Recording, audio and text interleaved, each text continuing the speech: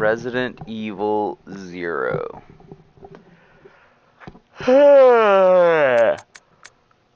Let's continue this.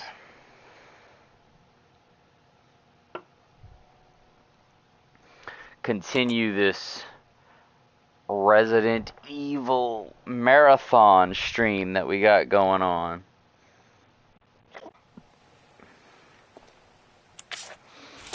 Alright.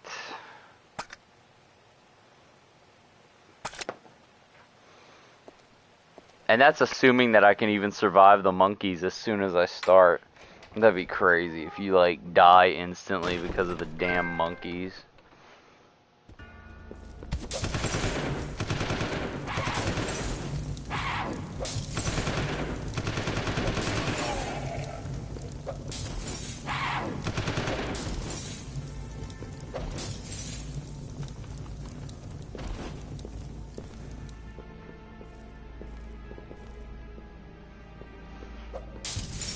Well, holy shit.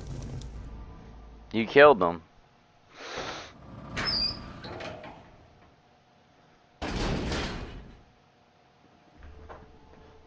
You killed them. I'll go. Okay. With freaking monkeys.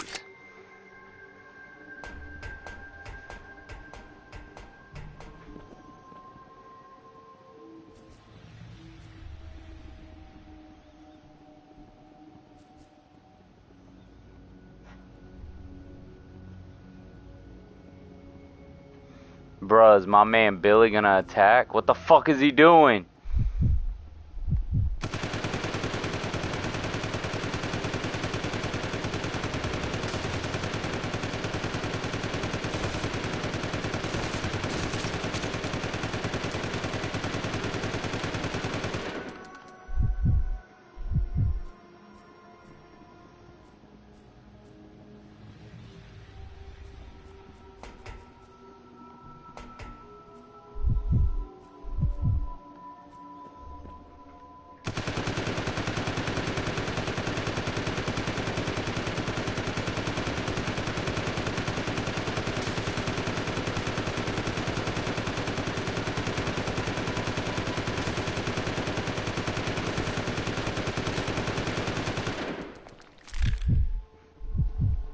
Alright. That's one way to eliminate bugs. Or eliminate spiders, which are bugs.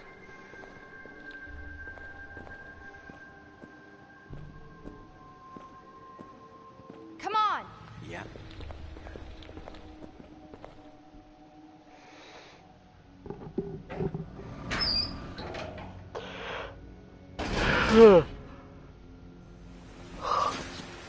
I'll go.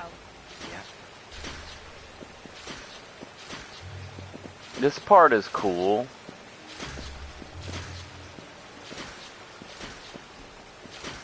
Because you can just do this to bypass these creatures. But you gotta be quick.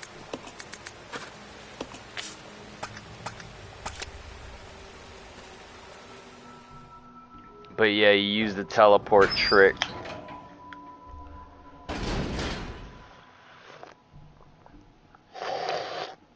Hey buddy, how's it going, man?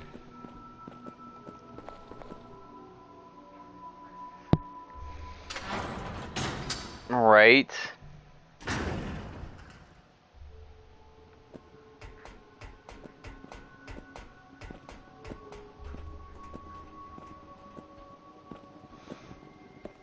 I'm doing alright. Just a bit tired, but I'm doing alright.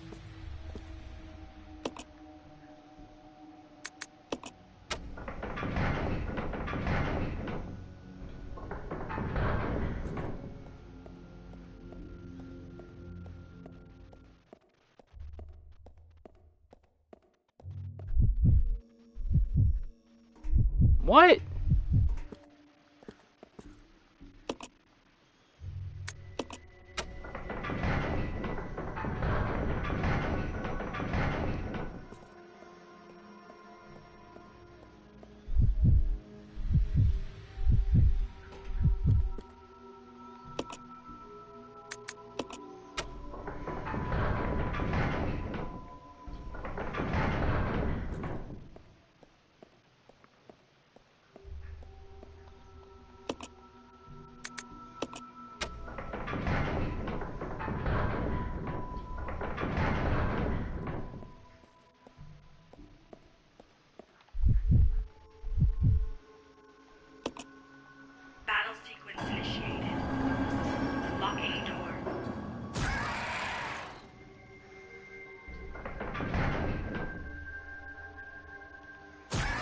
And basically tell him that he's on his own now.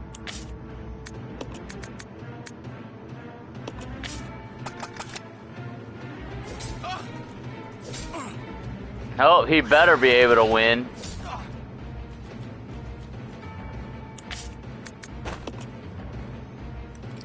Because if he can't, he's in trouble. There is no custom handgun in this mode.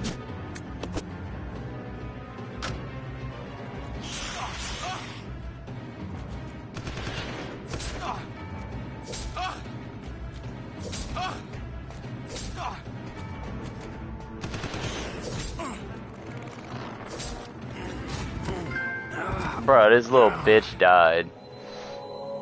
Wow.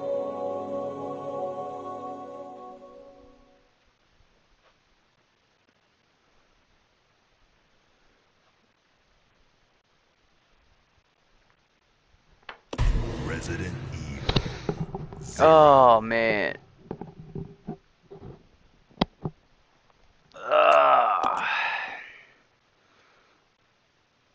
I see.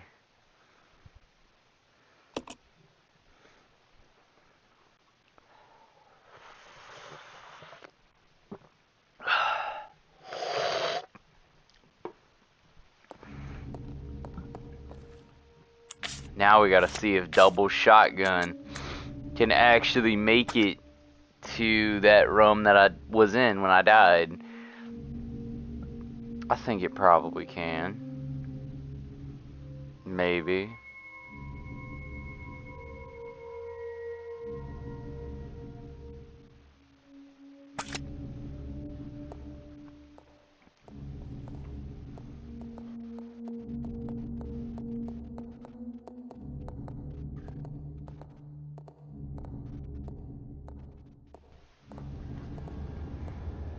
Oh, double shotgun has a way to fight the hunters at least.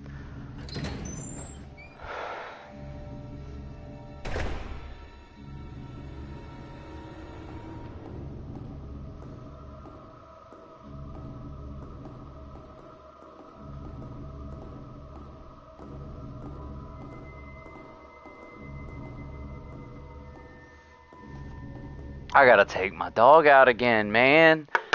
Alright, well, I'm gonna just let Billy kill everything and then I'll be right back.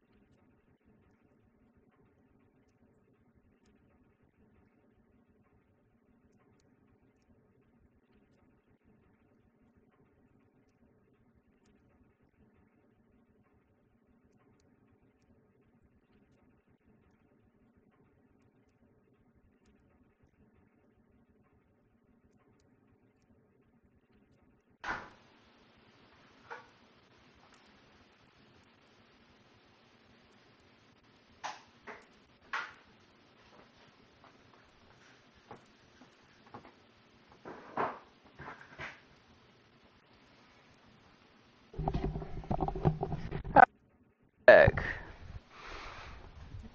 So yeah, Rebecca's clearly getting bored of Billy's stupid antics.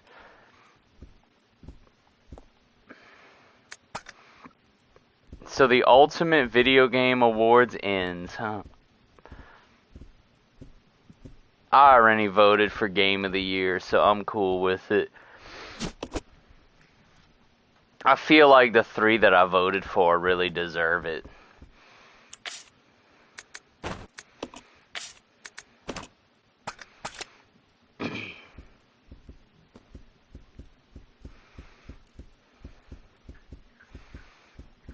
Or at least 2 of those really deserve it.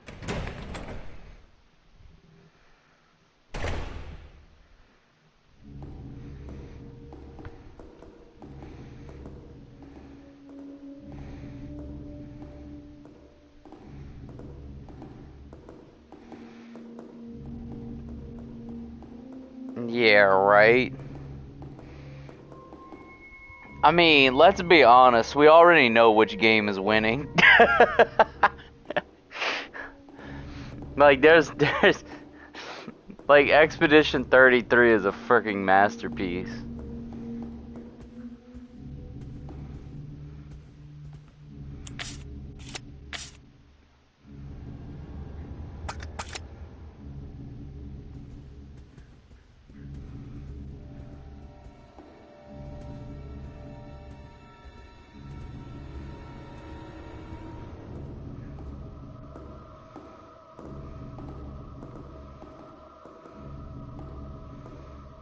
I love how Billy, like, small things, man. Like, Billy walks faster than Rebecca.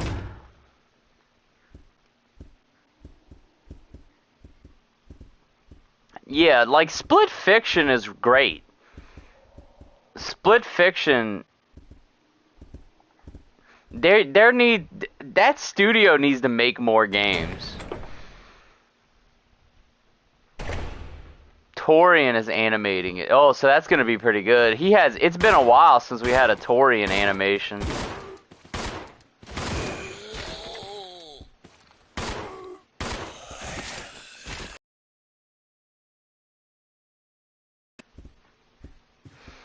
In fact, it has been a long while. I'm gonna react to that one as well. I'm excited about it, cause I did play Final Fantasy 16.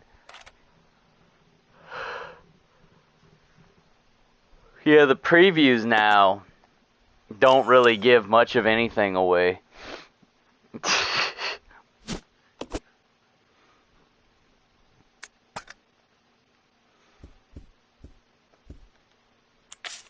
But yeah, it looked pretty good.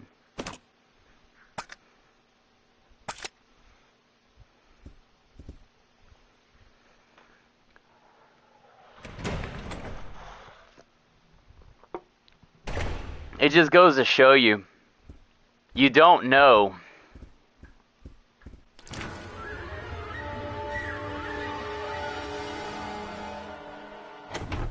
I mean, to be perfectly honest with you, it's possible that Dante could win. Just because of the fact that, like, Dante is crazy hard to actually kill.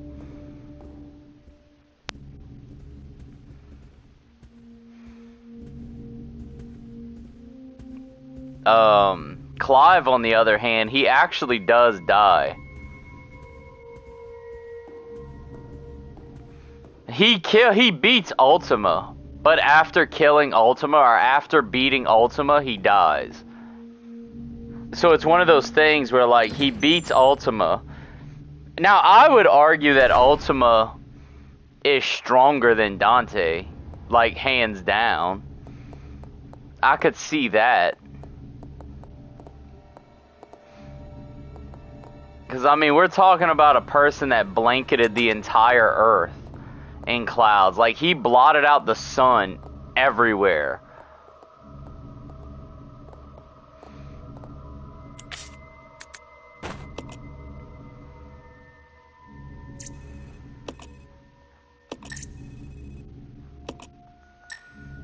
It keeps being the same exact code.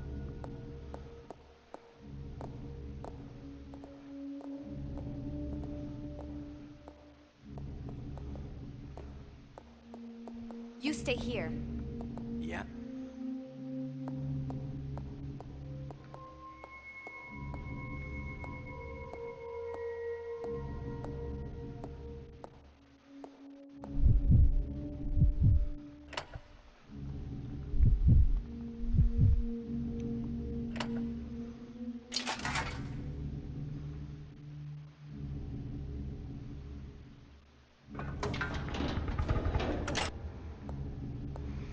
Yeah, and then you have these little things. I want to test something. I want to see if he's actually going to be visible from this camera angle. Yep, he is. Let's go. Yeah.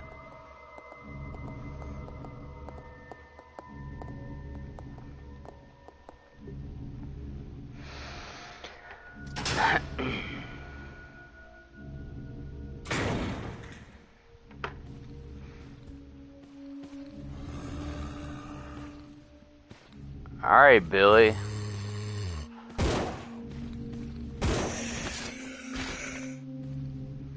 I'm just gonna let Kim kill these damn zombies. Come on, inmate, shoot him.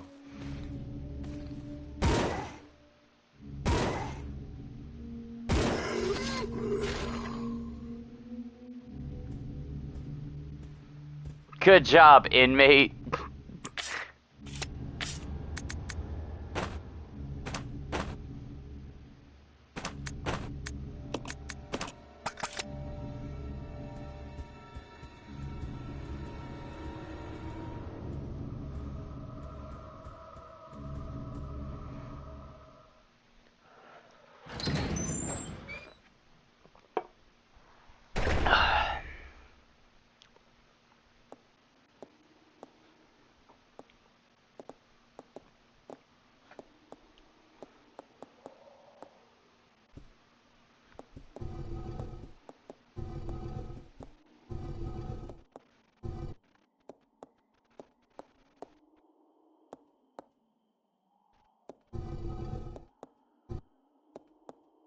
This is an easy puzzle.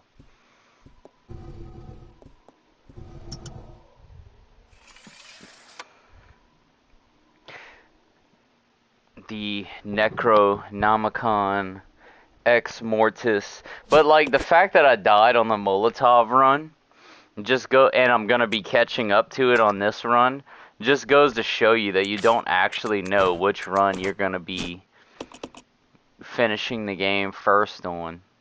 It could technically be any of them. Like, you could have one run that is just perfect and you never have a single death on it. That you go through the entire game without dying. Or you could have a run where you just die constantly because the loadout's not good or whatever else happens. So I am going to play tennis tonight, but that's not until... I'm not leaving until 7. So I got plenty of time right now.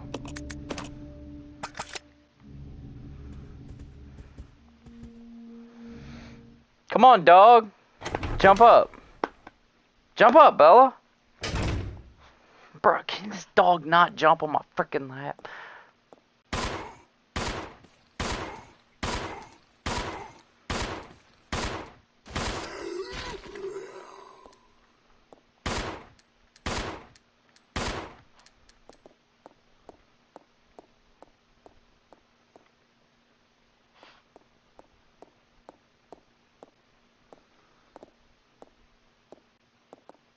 Bruh, like, you do everything you can to lure that zombie out, and he is, like, literally not existent. Hi, brother. How you doing, man?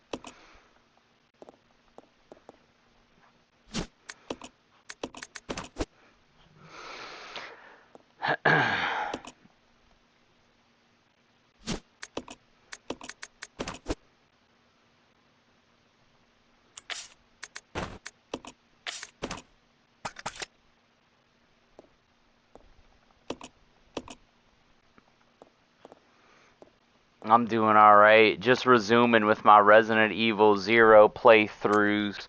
I say throughs because I'm doing multiple at a time.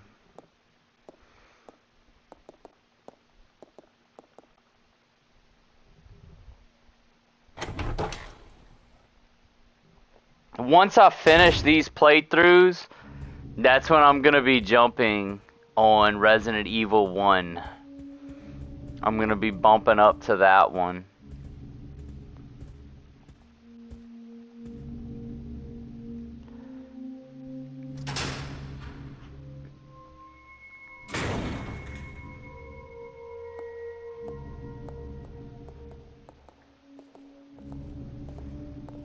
So the way it works is whenever somebody is in your comment section, you have to physically go to them. You click on their name in the comments and you click on their name in the comments and you make them a mod.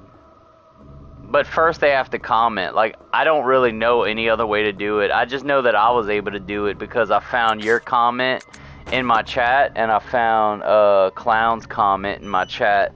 And I clicked on your profile from there and just made you a mod.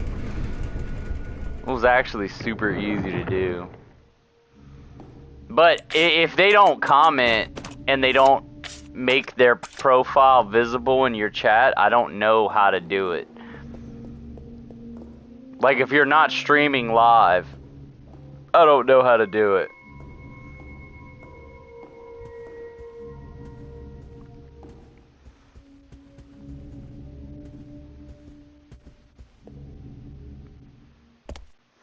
That's weird, unless, that is weird.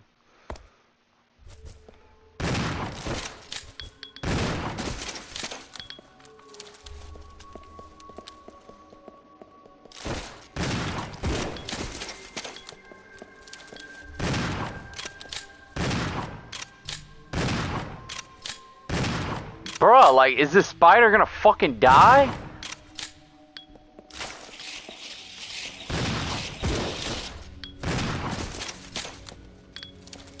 What the hell? Does that spider have, like, shotgun immunity or something? That bitch was not dying.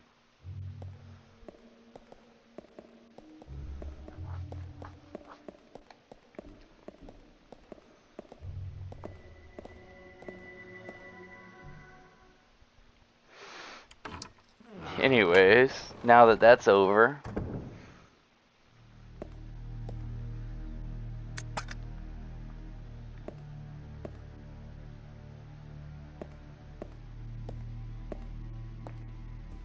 I was using my Android as well whenever I made you guys moderators.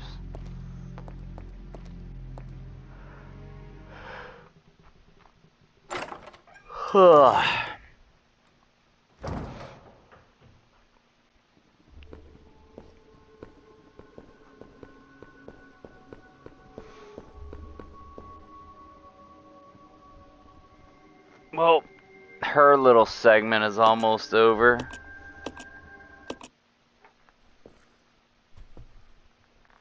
I'm almost there. I'm glad I could be of service. Time to go inside. The torture devices. Welcome to the torture chamber.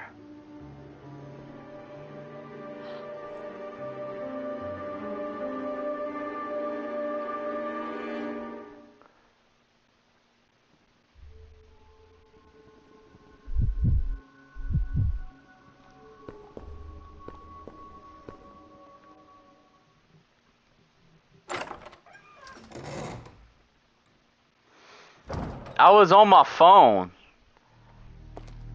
Like, I was on my phone. Literally, you just click on their profile and make them a mod. That's how I did it.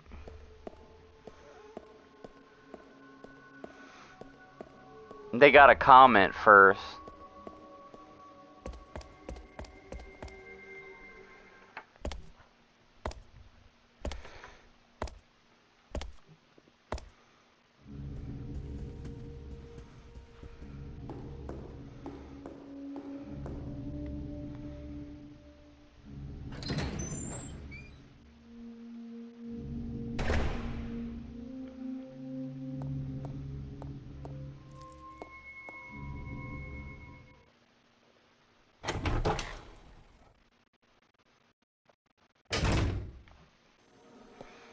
I always cheat for this part.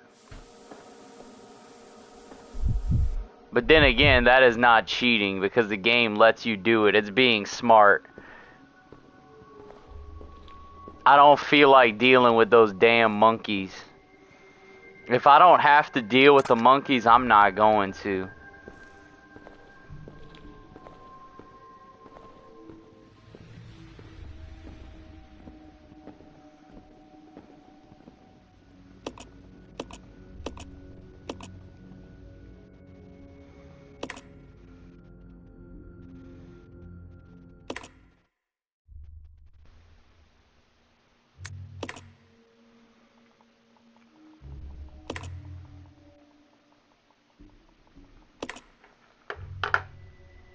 Alright, use this opportunity.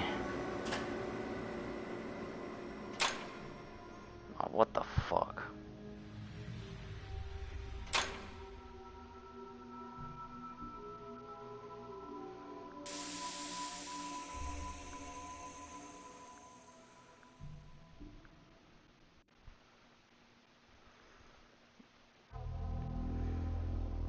You are wasting your time. I have already claimed this place for myself, which means you are trespassing. And I am very territorial.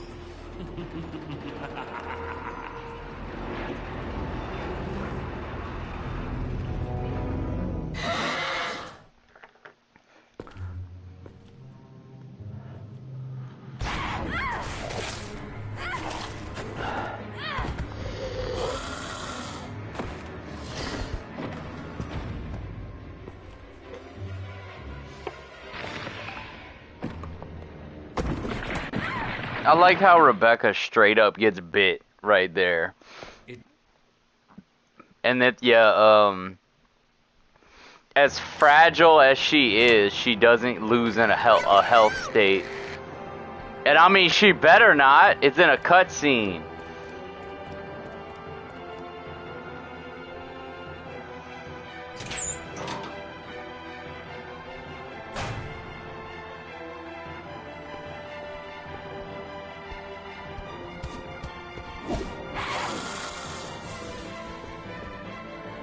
Look how easy you get to her.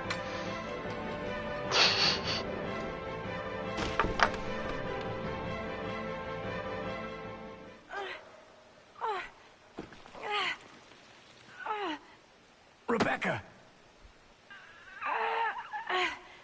Hang on. I'll pull you up.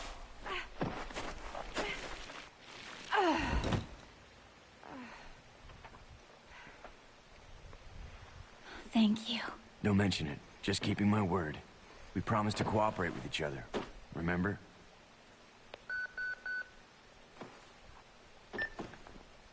This is Rebecca, over. Rebecca, this is Enrico. Have you managed to locate Cohen yet? Over. Rebecca, answer me. I don't No, want to sir. answer I have you. not found him yet. I'll continue to search for him, over. Rebecca,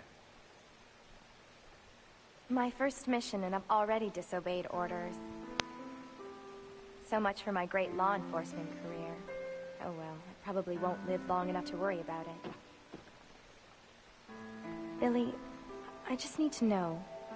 I need to know the truth. Did you kill 23 people? I'm not going to judge you. I just want to know the truth. it was around this time last year.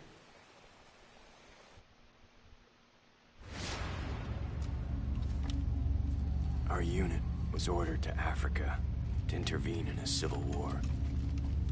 Our mission was to raid a hideout of some guerrilla forces located deep inside the jungle. But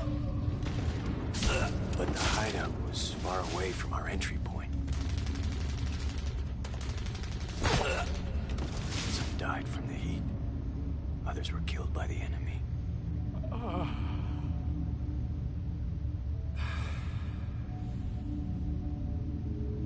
In the end, only 4 of us survived.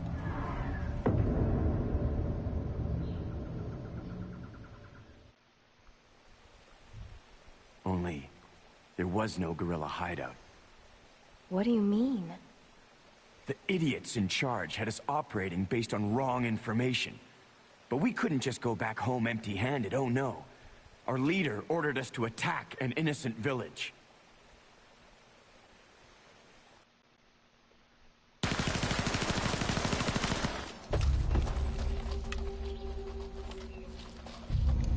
Get rid of them! Kill them all! Please, sir! Ceasefire immediately! Shut up!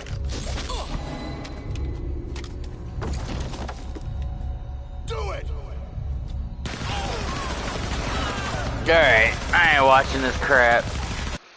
I don't care about Billy. I'm sorry you attacked your commanding officer. You made him eat his own shit and then he died. Like, alright, congratulations.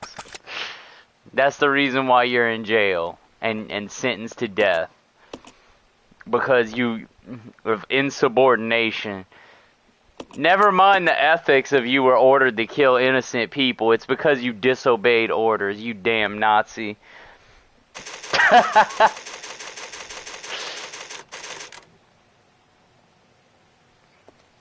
Oh, I know. Like, I'm joking.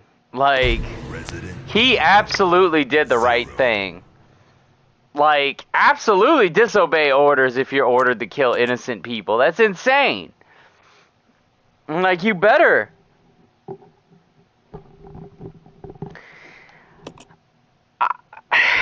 See, I don't know, because if they order you to do something that is unethical, I think you can refuse it.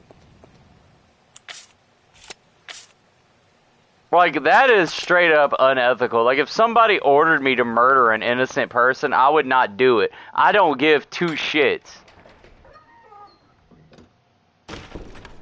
Right? You fucking shoot, Rebecca? Bitch, shoot! What a fucking idiot. Like, she doesn't know how to shoot.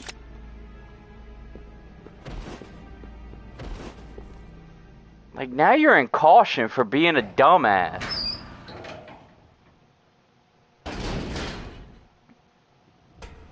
Gonna make me... Like, you see what I mean about the AI? It's just stupid in this game.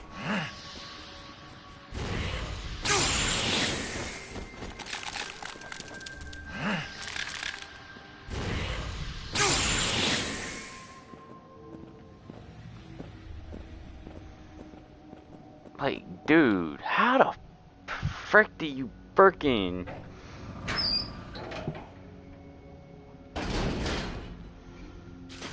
I don't need this. Oh my gosh, I think they should just stop. Like, just stop making Resident Evil movies, because all they do is screw up every single one. Like, they haven't made a single good one ever.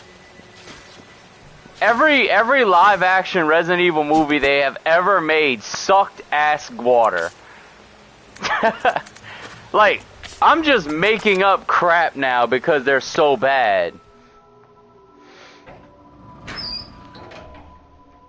Like, they haven't even been able to make one that was good.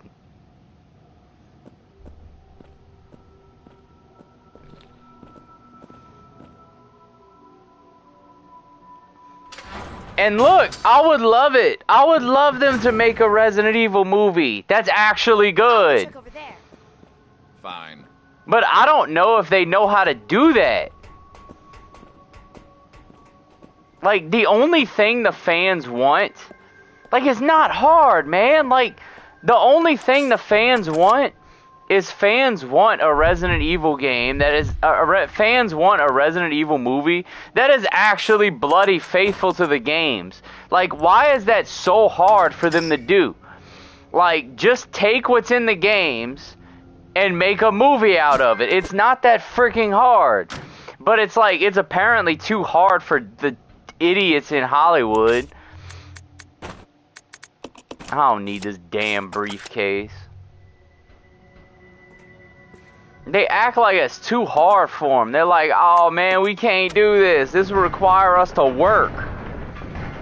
Like, oh my gosh, man. Like, Like, these people are so terrible.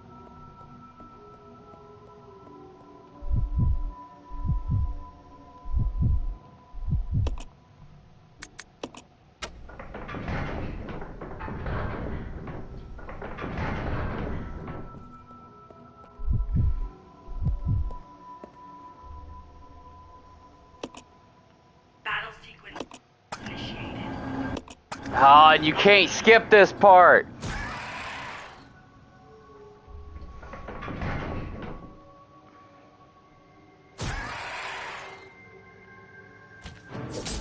Move! Dude, fucking attack! Like, what is wrong with this game? It's like they don't know how to attack.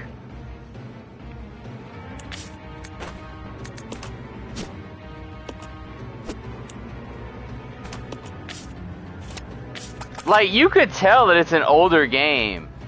Because it does dumb shit like that. Complete. Unlocking door. Come. Okay.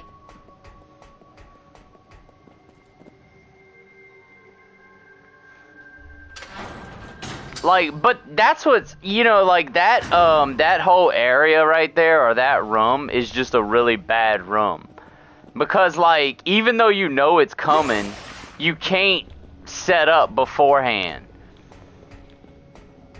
Like, as soon as I regained control of Rebecca, they were already attacking me. Which is actually bullshit.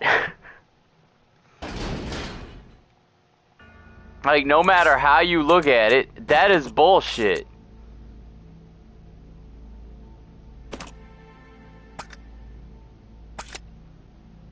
Rebecca, you need to go heal. I don't need this. Okay. Yeah, like, get the hell out of here. Go heal. You're just in the way anyway. All you're doing is getting damaged when you shouldn't be getting damaged.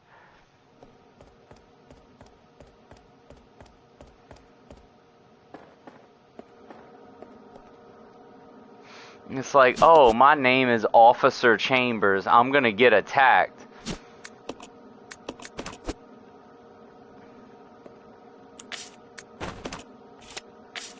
Yeah, you better be in the fine. You better be in the fine state.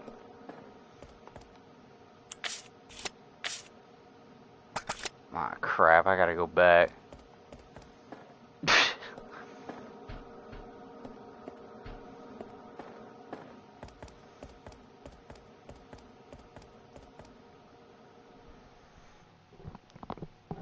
I need her for my inventory.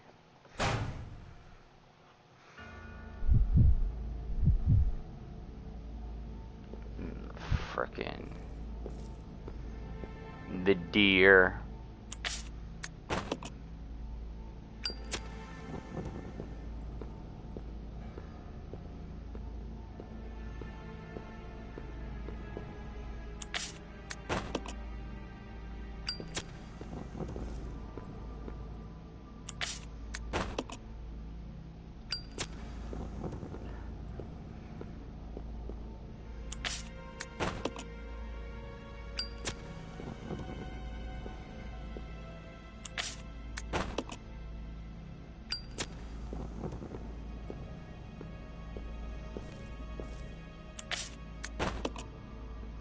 Wesker's actually the one that's furthest along on my gameplay. Come. Roger. Like, he's the one that's actually doing the best. He'd be doing better if Rebecca would, you know, learn how to shoot her damn gun.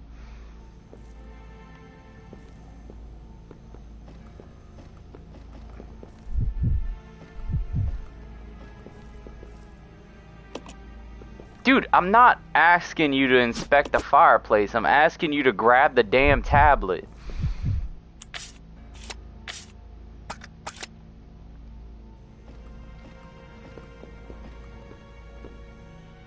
It's fun to poke fun of like the gameplay issues. Because the gameplay issues in this game is not bad game design. It's actually just the age of the game.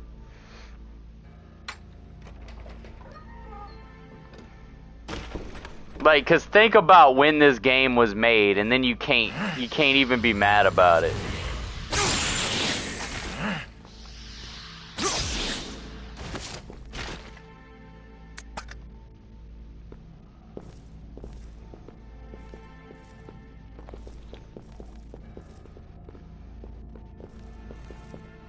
Yeah, but Wesker's the furthest along.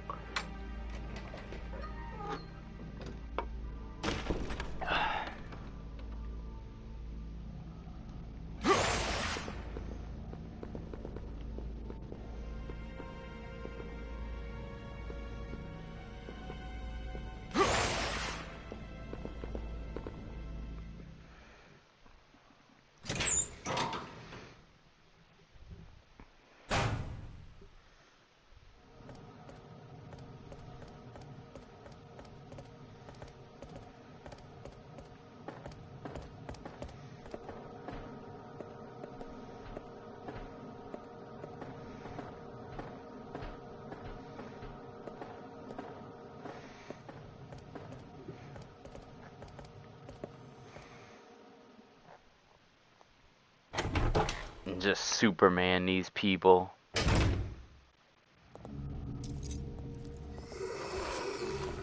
Shoot the motherfucker! You see what I mean about the AI?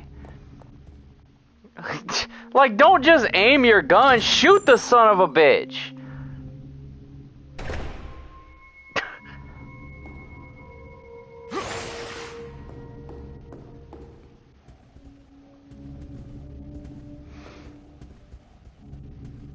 Like, bruh, they act like it's hard as fuck to aim your gun.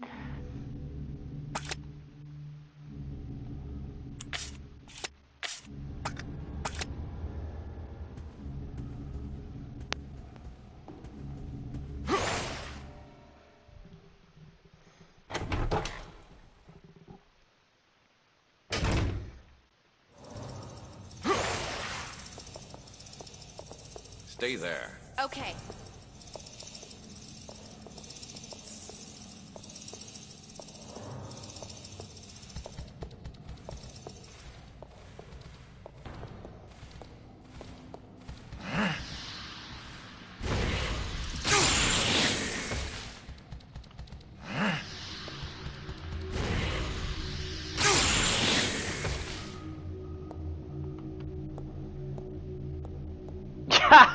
You just straight up killed them all. This way. You killed them all by looking at them.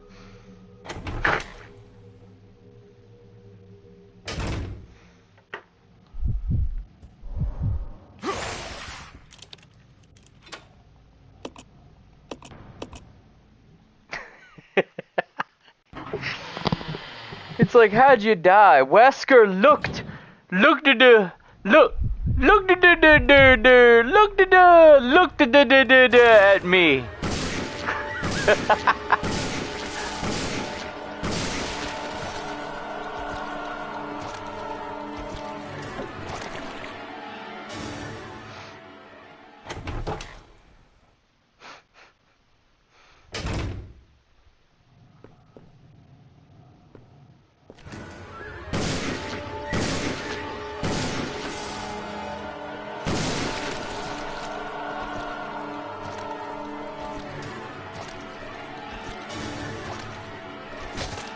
Bruh, like, why the fuck would you attack? Like, when you want the AI to attack, they don't do it. But when you don't want them to attack, they do it.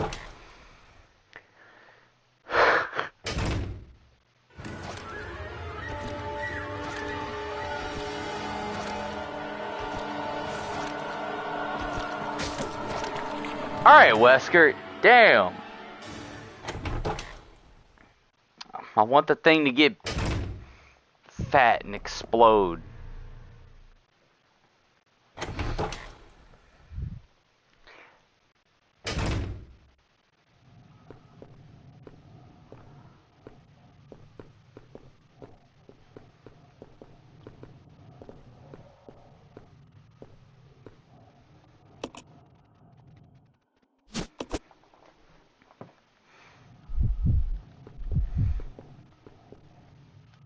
Okay. Dash.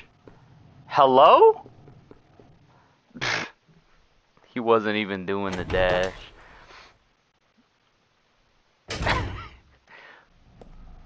My man, Wesker. You could... I would love them to remake Zero. If they remade this game, it would be amazing.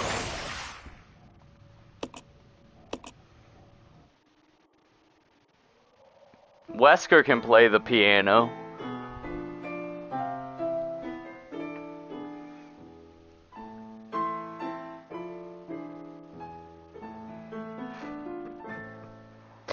Wesker can play it, Billy can play it, Jill can play it, but Chris, nah, Chris can't play it.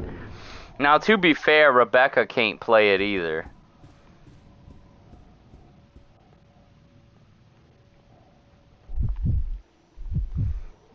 At least Rebecca takes the time to learn how to play it. Chris can't even be bothered to do that. Chris is just like, it's too hard. I don't want to do it. You do it. It's starting to look like it's gonna take a little bit of effort. I don't want to do this.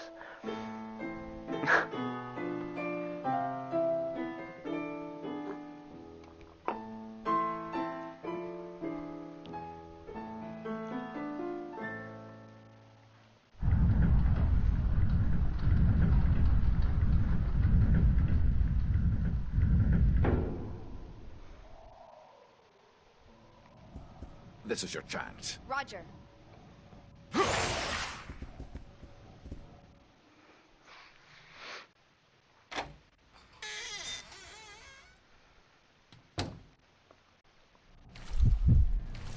Where the hell did these leeches come from? There was no leeches in that room. None at all.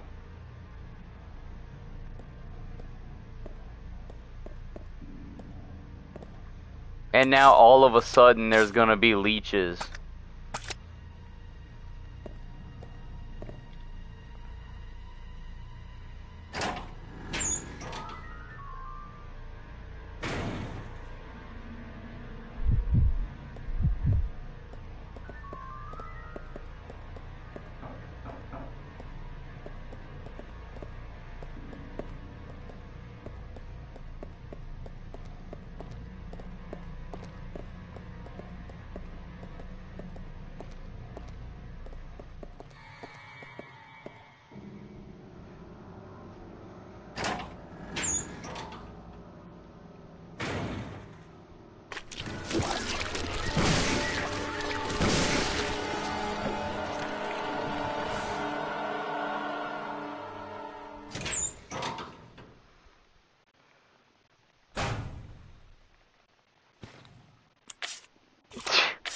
Bruh.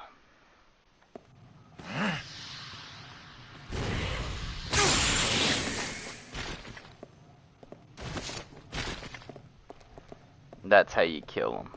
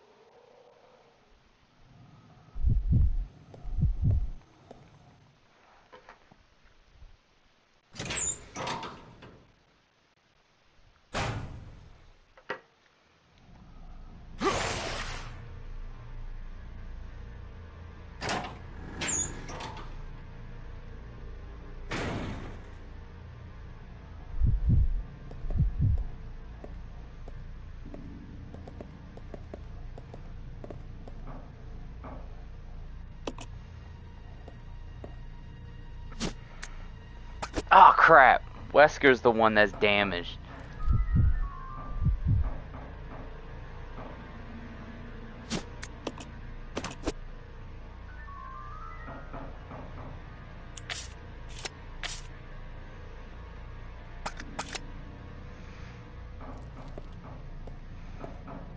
I wonder if I can kill that entire room full of leeches, if there's still leeches in that hallway, with the eye laser. Like, let's see how that works. Bro, what the... There was literally no leeches in there, again. Like, this game's just spawning leeches in random spots.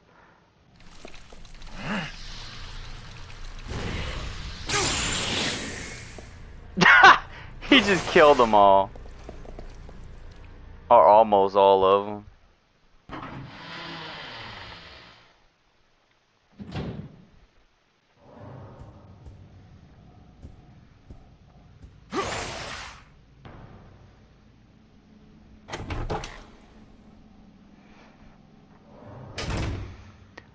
Stay there. Okay. You don't have to turn to me.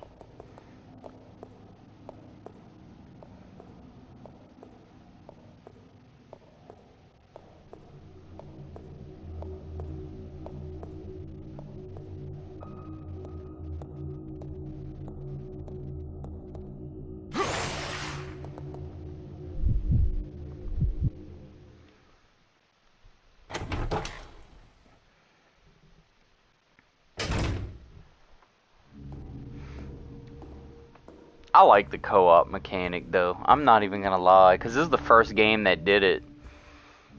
0 did it, and then 5, Revelations 2 did it. And I can't seem to remember the other one. It's best to just forget it exists.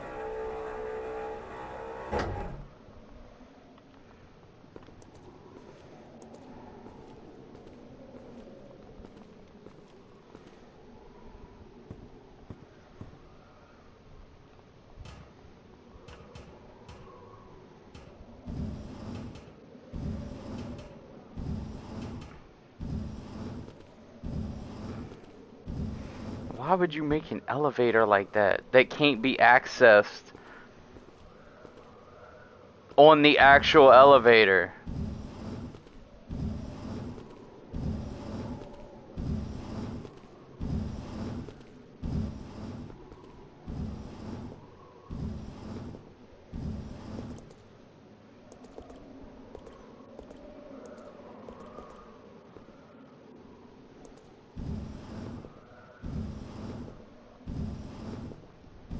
She can push this crate, but she can't push a bookshelf.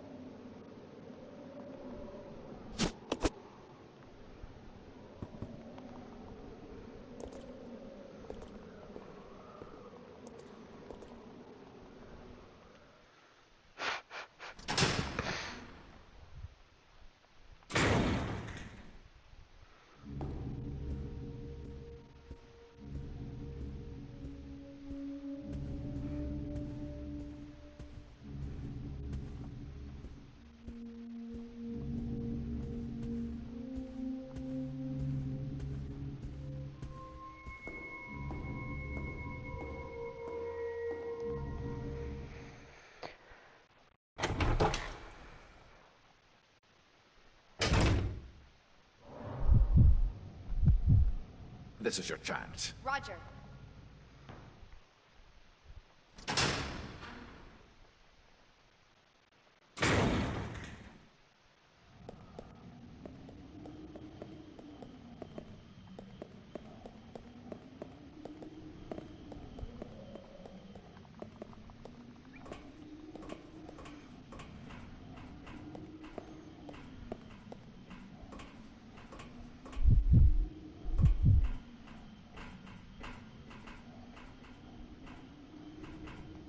just put these in and that's it.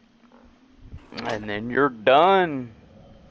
This is where Disc 2 was, actually. On the original game, on the GameCube. As soon as you put these in is when Disc 2 triggered.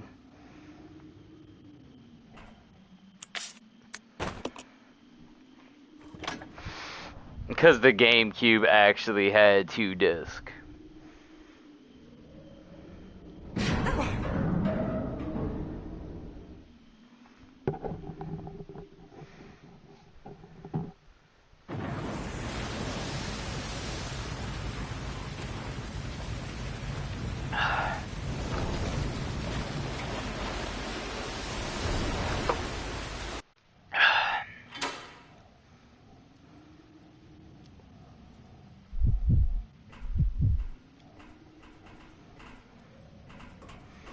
Don't you like how there's magically water in here, too?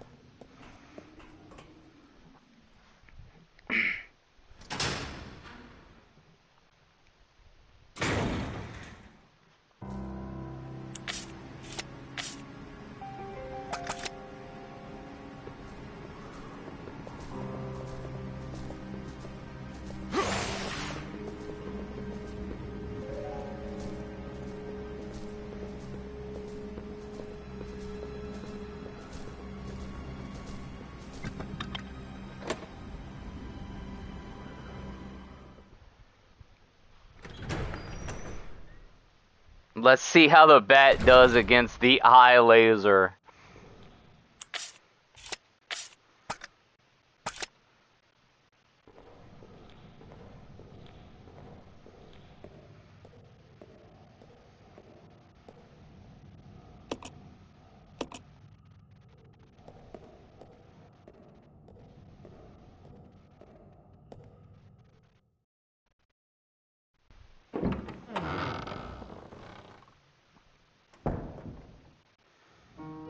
This boss fight actually sucks, to be perfectly honest.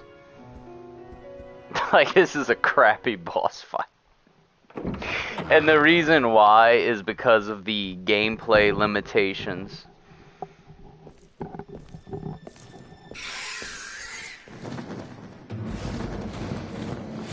Like, if they remade this game, this would probably be a actually fun boss fight, because then you could physically aim at the bat.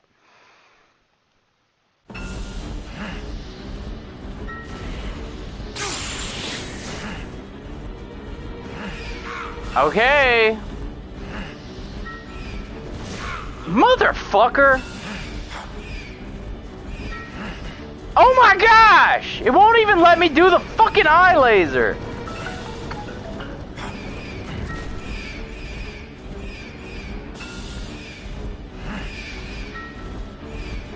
Come on, you bitch!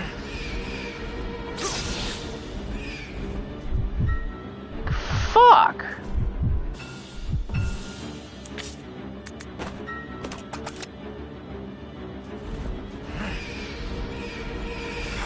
Come on, damn it! This is why I hate this motherfucking boss fight!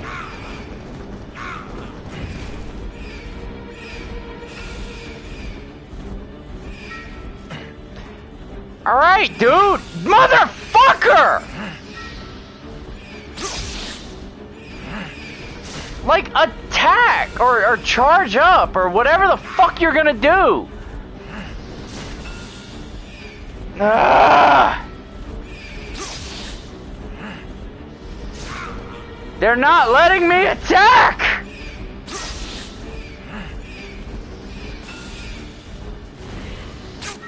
There it goes. Frickin' finally!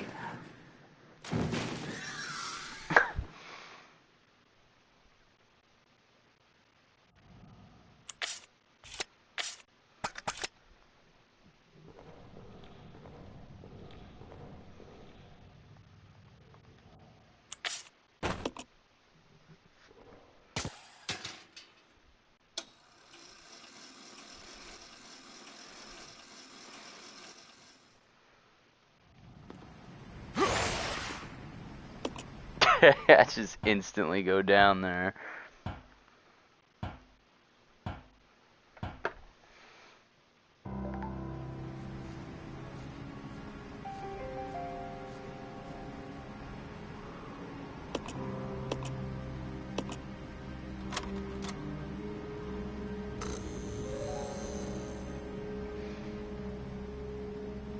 Like, why would you leave the elevator off?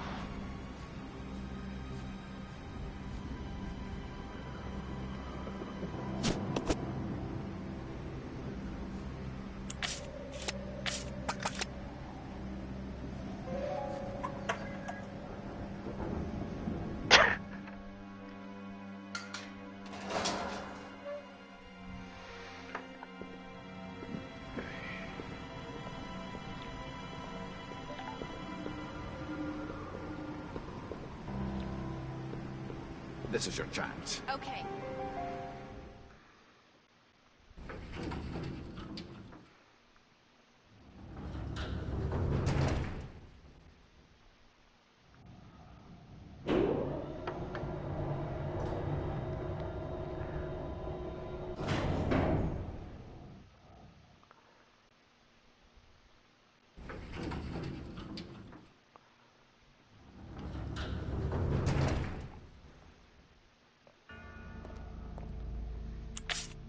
Okay. He can mix herbs. That's the good news.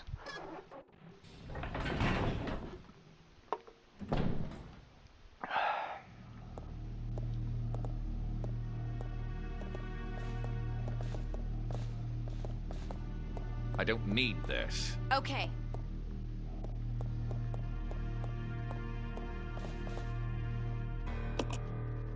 And this is the next save spot, number 4.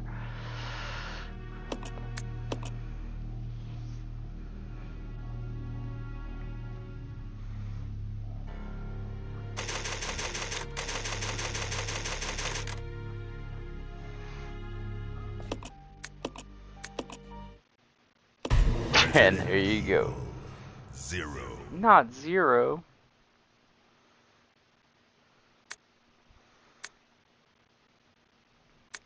Damn, this is the furthest one behind.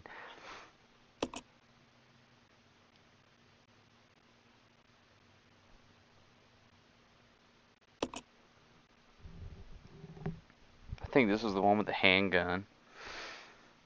Like, I basically let the bugs kill Rebecca out there in this one, I think. Yeah, handgun. Has the needle, of course. Grenade launcher is the boss killer. Billy has no boss killer. He is just handgun. Alright. We are good to go. Assuming that you don't die again.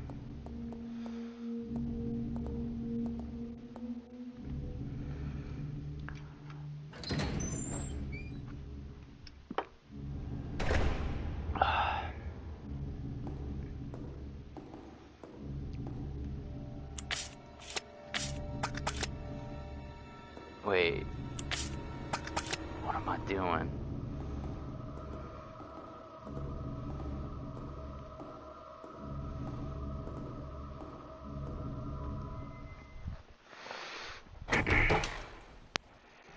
Bada bing, bada boom. Even doing it like this, the game's still not long.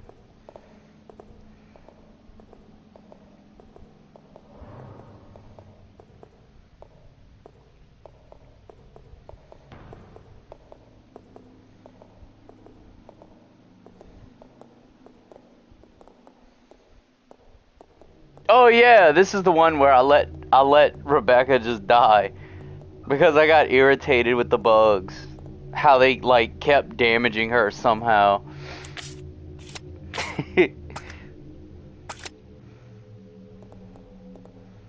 Despite her having a bloody grenade launcher.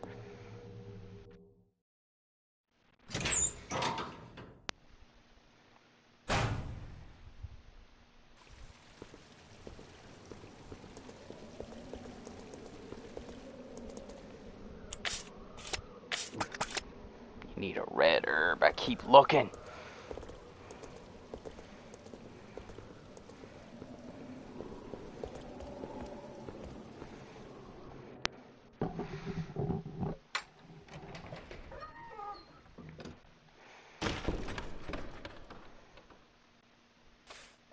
Yep.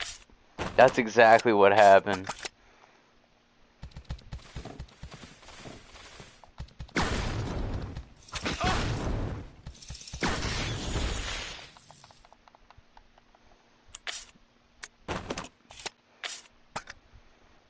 But she ain't gonna get hit this time.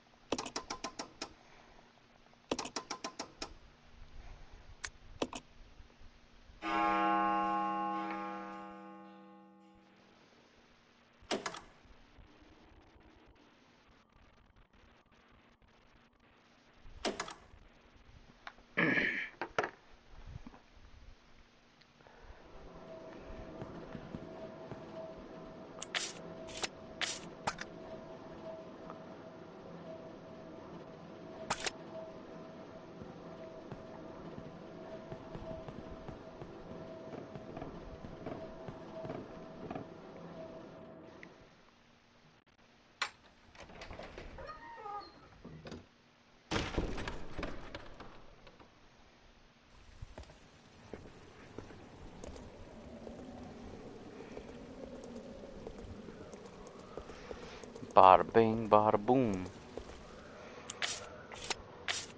Bruh, Billy with only the handgun is absolutely insane. Like, that is crazy. You are insane.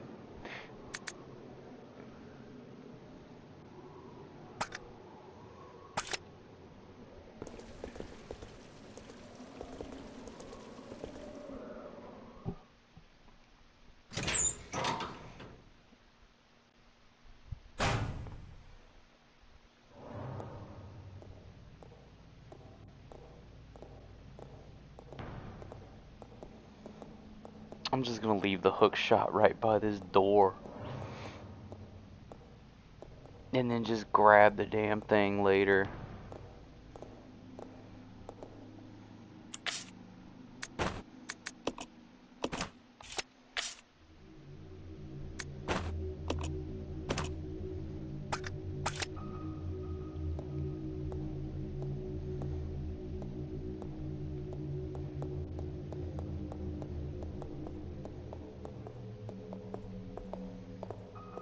And then just grab it on the way out. This will give you some more room to maneuver your inventory and stuff.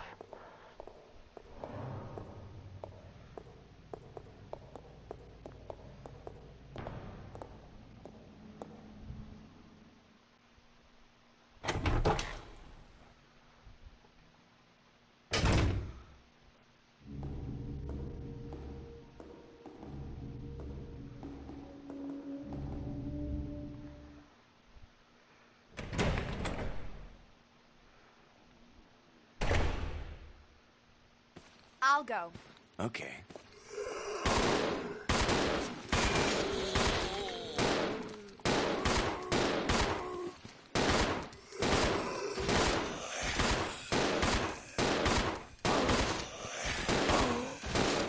Follow me. Yeah.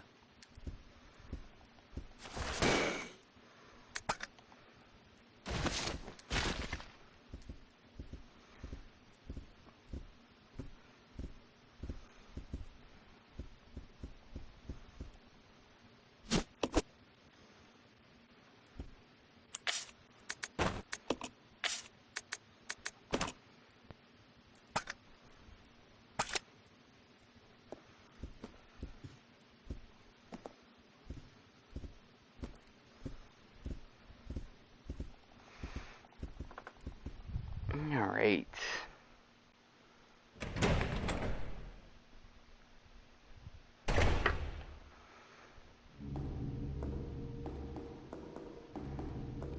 Rain, I got one of those creepy stories that I think you're gonna like.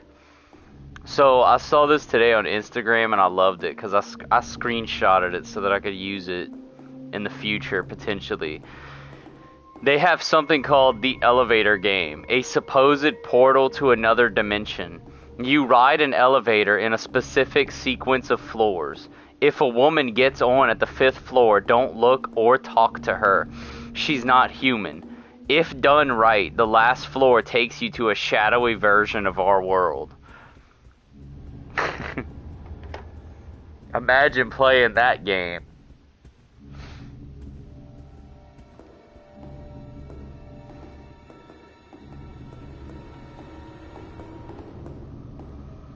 Oh. I do know where there's a red herb.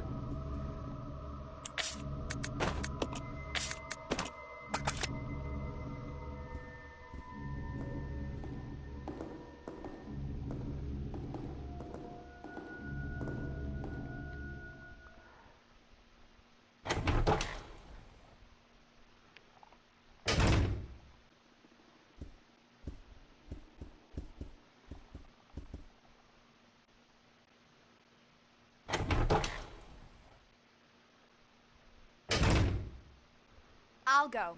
Yeah. Bro, just imagine how difficult the leech zombie would be if they remade this game. Because, like, they're already hard as crap to kill. But then if they were to remake it, they could potentially be even more threatening.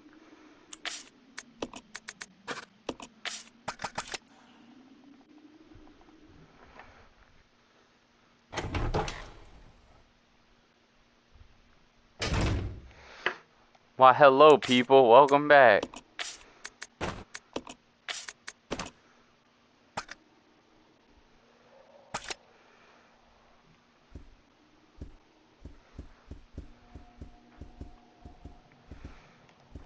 If you want, you just straight up bypass the zombies in this room. Just say no. I ain't fighting you. I'm just gonna grab this damn microfilm and get out. And that's what I'm gonna do. I'm gonna grab the damn microfilm and get out.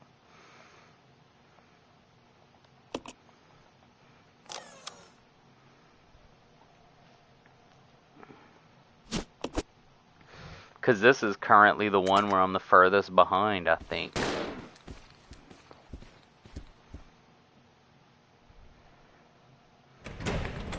Just say no. I ain't fighting no damn zombies today.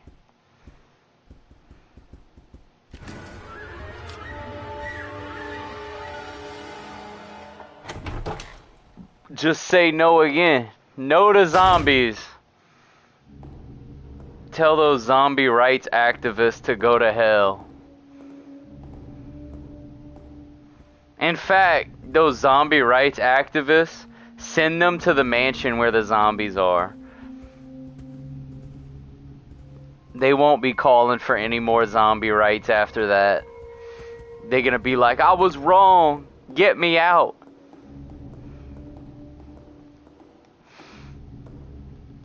Just imagine that. Like, they had people that, like, protest rights for zombies.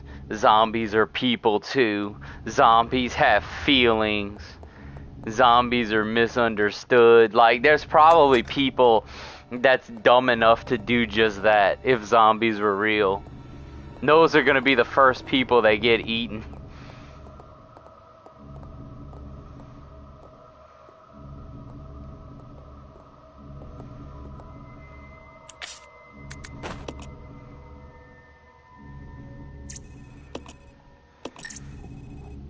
$2D. Hey, it's finally something different.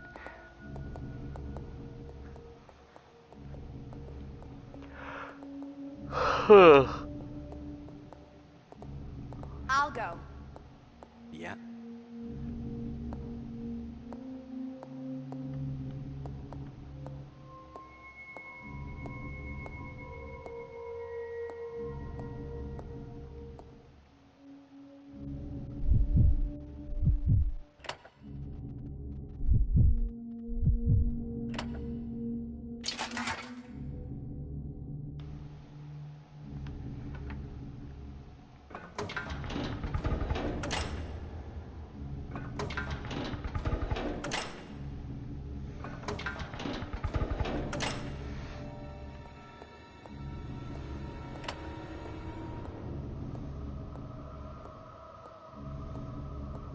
Follow me. Okay.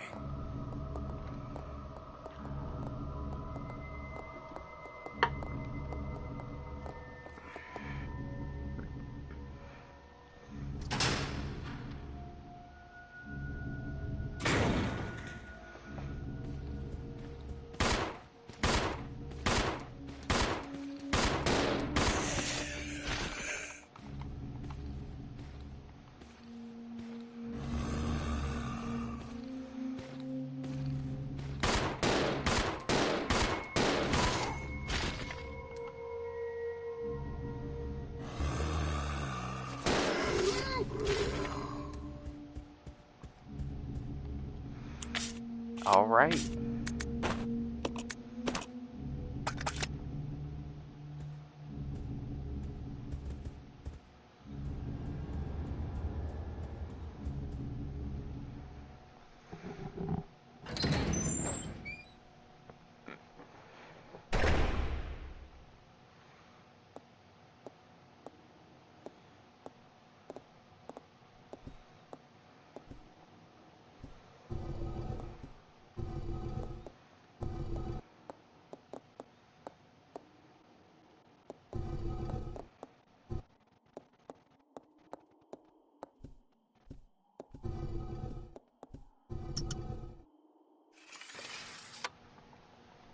Just open it right away.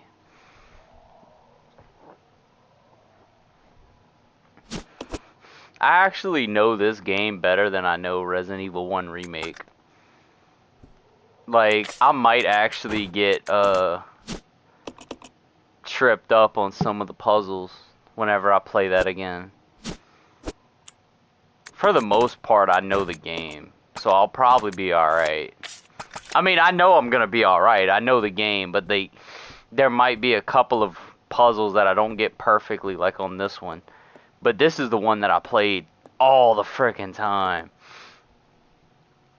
Especially back in the day when I was younger. Like, this was my go-to game.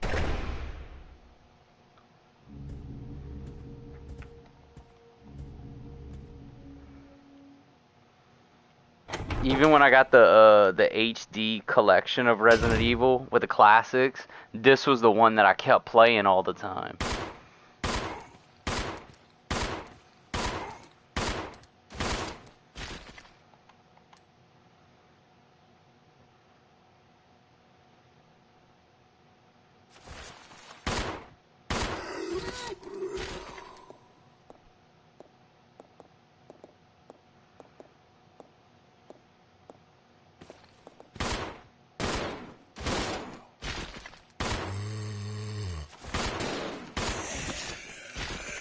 There you go. Take care of that little bastard. Oh, you son of a bitch.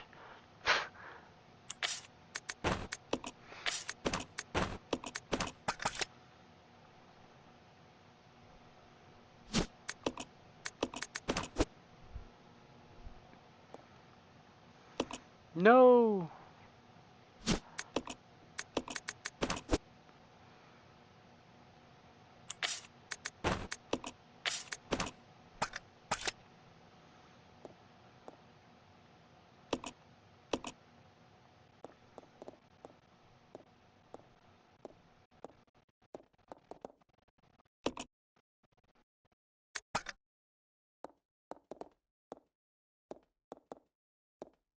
Alright. We good now. Go get the little spiders and then we'll wait by the hole.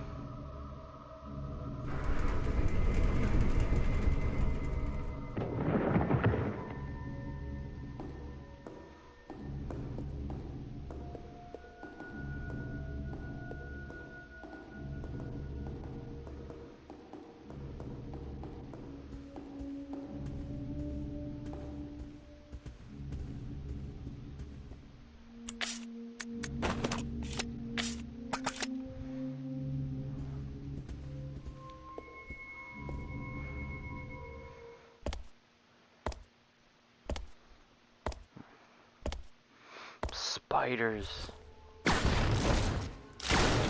Come on, man. Like, you better not attack me. Not little Rebecca.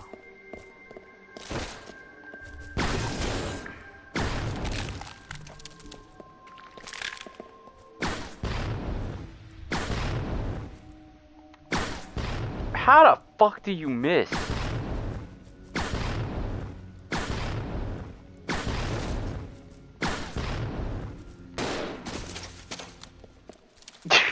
The splash damage is a thing. Either that or that was one hell of a critical hit.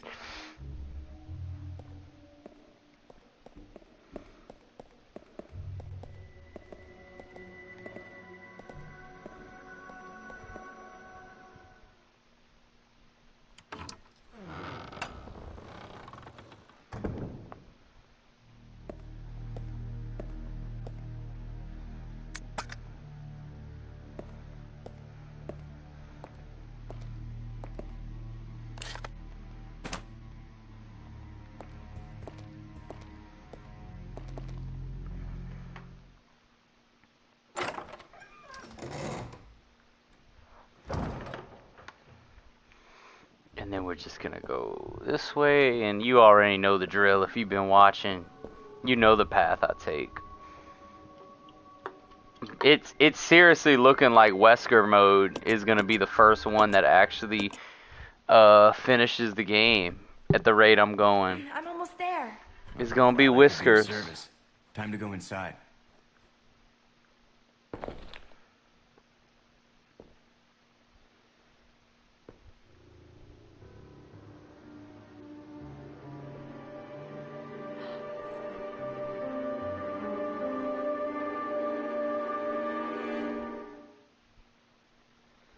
Oh my gosh. Like these stupid bots that keep messaging me on DeviantArt. They see my artwork and they're like, oh, I like your characters like this. Can I make a comic for them? It's like, I don't give a shit what you do, but I ain't paying you to do nothing. Like, if you like the character and you want to make something, go ahead. Have fun. Knock yourself out. But, I'm not paying you. Don't even ask for money. In fact, you should be paying me to use my characters.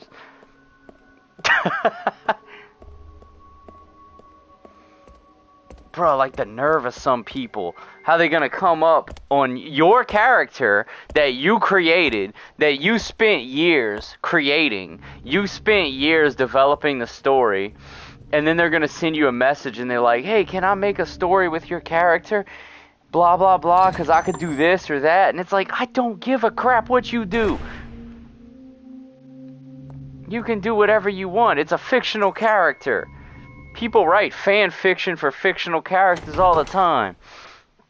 If you want to write fan fiction with my characters, go right ahead. But don't expect to ask me for money. I ain't paying you shit to do that.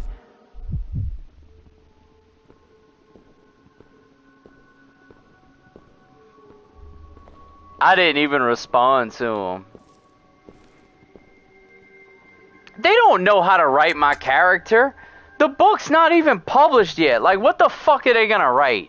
They're gonna make up some BS that's like not even consistent with who the character is. They're gonna come up with something that's like not even remotely close to anything in Dark Chronicles. Like, they don't know Dark Chronicles to even be writing fan fiction. It's not published yet. I'm not delusional. Like, I know it because I created it. But some random person online is not going to be able to come up with a story that is even remotely accurate.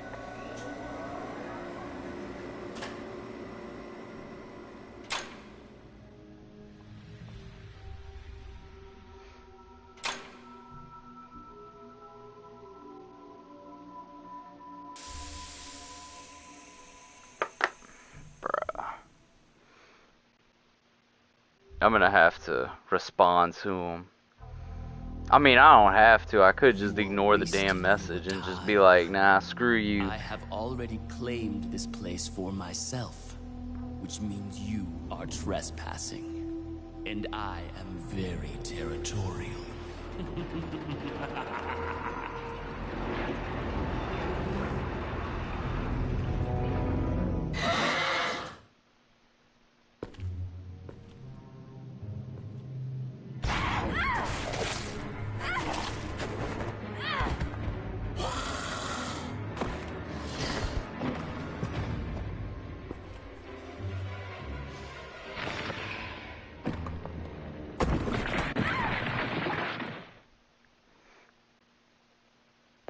just doesn't make sense.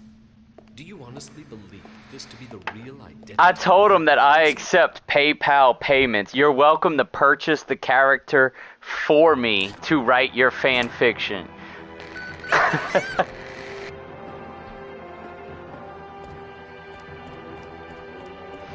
Like, you pay me if you want to write a story for my character. Like, you pay me for the story.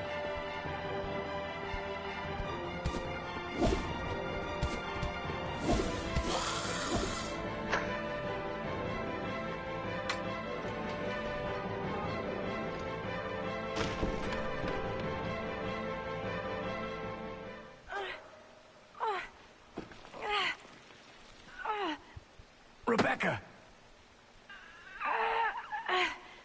Hang on. I'll pull you up.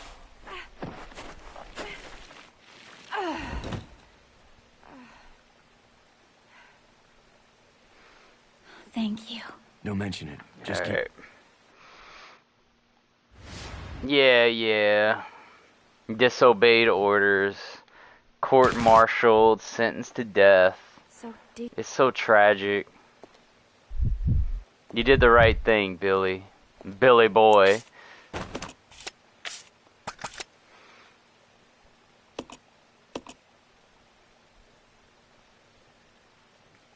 His story is actually insane, dude. Like, could you imagine being in a situation where you have a commanding officer that straight up orders you to do something that you know is evil? Like, because what he was ordered to do is actually evil. Resident Evil 0. That's what I just said. I just said it's evil. The game agrees with me. It's like it is evil.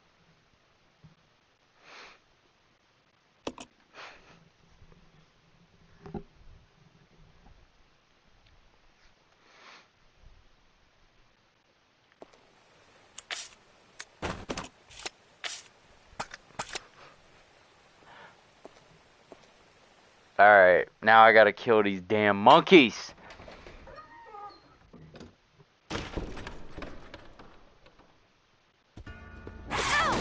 Bruh!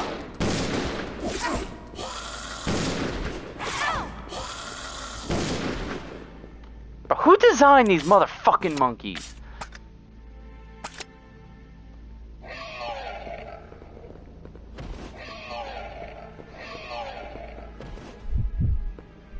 Like, these monkeys never stop being annoying. No matter how much I play the game, no matter how many times I go through it, these monkeys just suck. They're garbage.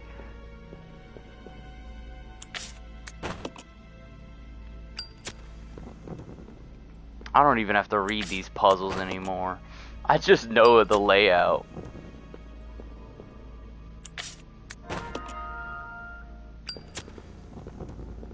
Alright, I'm about to chat with Mist.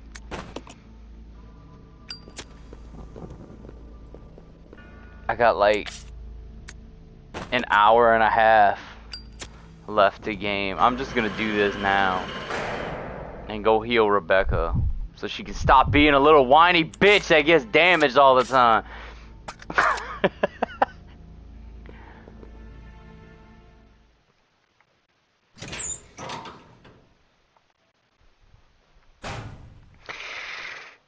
Hey, how's it going, Mist?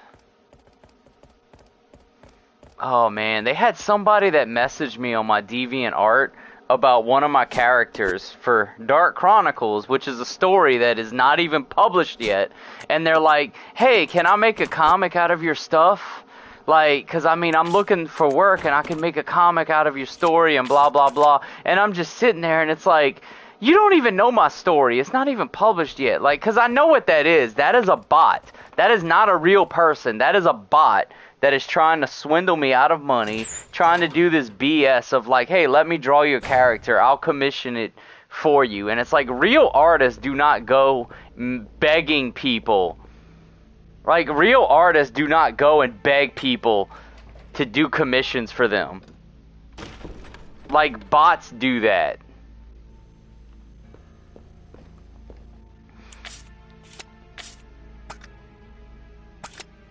Yeah, and that's what I'm saying. So I messaged them back. And I said, I accept PayPal payments. You can pay me to get permission to use my character. Let's see how they respond to that. Like, as my character, I made them. You want to use them, you buy it from me. Like, pay me to use them.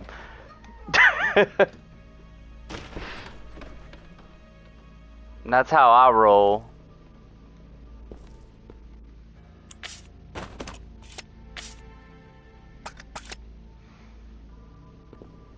Isn't One Piece on hiatus right now? Because of... Dude, like, that happens a lot with manga artists.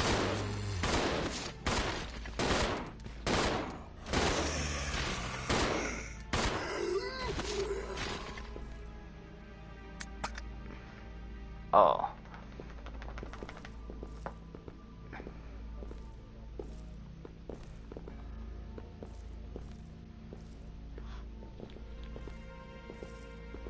Dude, that's sad. Because I know Tagashi, who does Hunter x Hunter, he's been having health problems for a long time. That's the reason why Hunter x Hunter isn't done.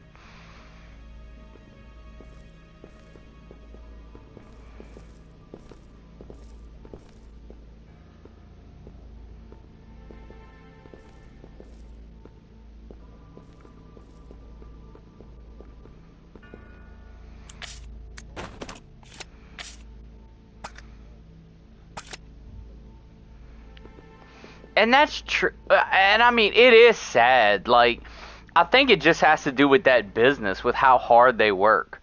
Because they essentially work themselves to death. Especially the standard manga, it's like weekly. Like, imagine making a comic like that every week.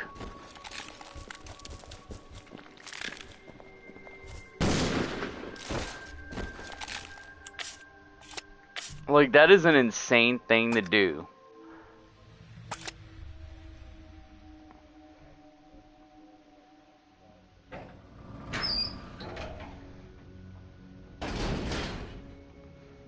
I'll go. Okay.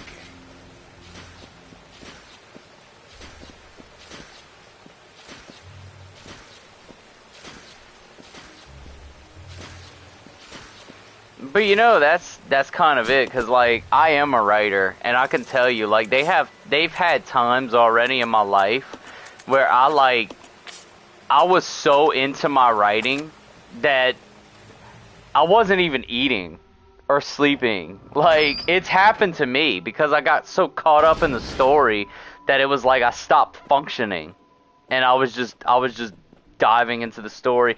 I try to, that's part of the reason why I schedule myself now. Like, I actually take specific days where I'm like, I'm writing on these days.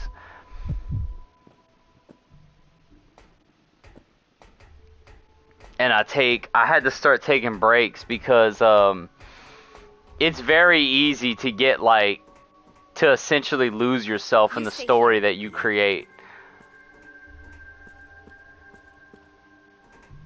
And it would be even worse if you worked for a company, like, because the mangas, those publishing companies that do it, like, they pressure them to keep producing content. So that only makes it worse, because it's not just you getting caught up in the story, it's now you're also being pressured into doing it.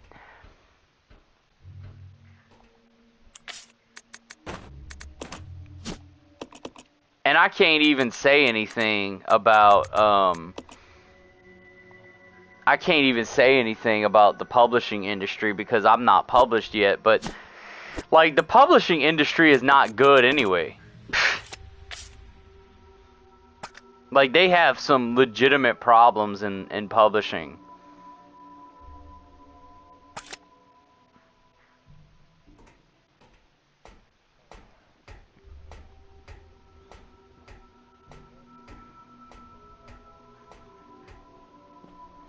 Well, the problem with publishing books in America is that they have too many publishers that have gone woke. That's the problem.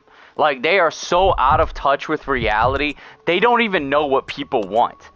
they want to push this woke BS, and it's like, nope, like, people do not want to read woke stories.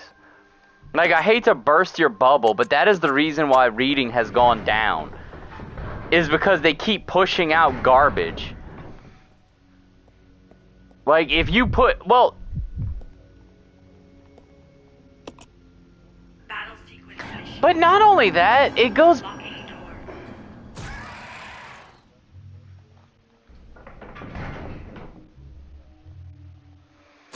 but you know, part of the problem is school as well, because school, like, the books that they give people to read in school is, like, not the most entertaining books.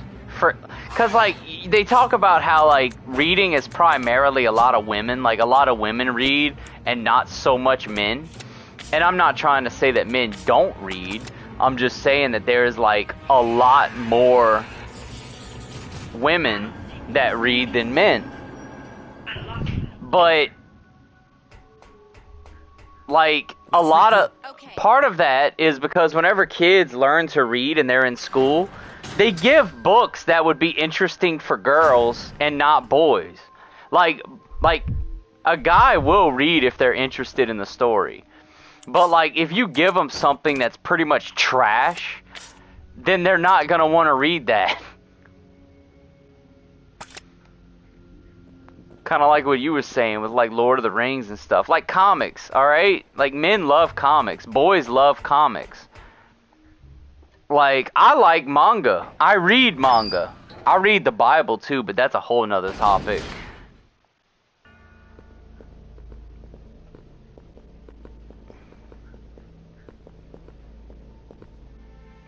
Yes, men love action. And that's what I write. I write action. Like, Dark Chronicles has a lot of action in it, but it also has a good story. Like, and men will like a good story, too. They'll like a good, compelling story. But you gotta do it right. Like, you can't just come up with whatever and expect it to work.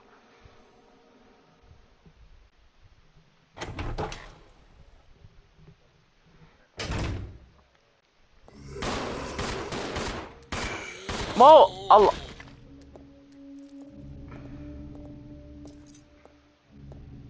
dude, the publishing, look at Hollywood. Like, Hollywood, the gaming industry, book publishing, like, they've all gone woke. And it's like, they've gone woke to the point where nobody even wants to read your crap. Like, Hollywood is in trouble because they can't produce anything good anymore. And I love movies. Like, I am a movie buff, but they just can't, like John Wick is an anomaly nowadays. Like, John Wick is amazing.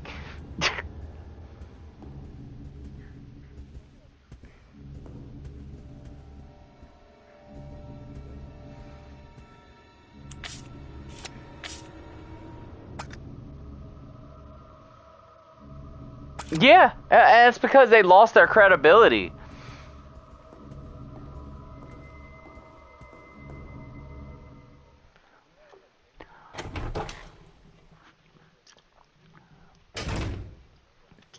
Laura Croft. Yes. Even Claire Redfield.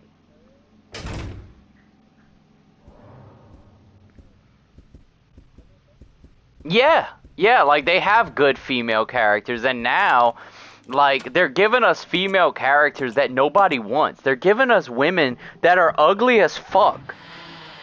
And it's like, people do not want an ugly-ass female character. But it's not even that. They're a bitch. Like, their personality is like they're angry. It's like they're mad at everybody. Like, that's what they're...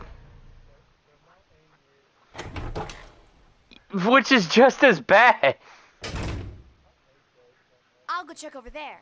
Yeah.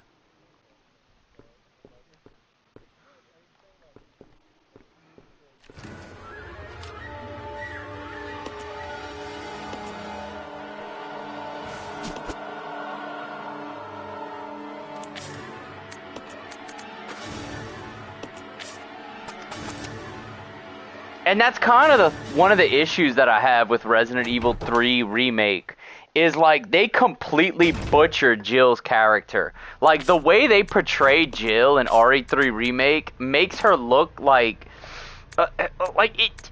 dude, like that is not Jill. Like play the original game, that is Jill. Like I don't know what.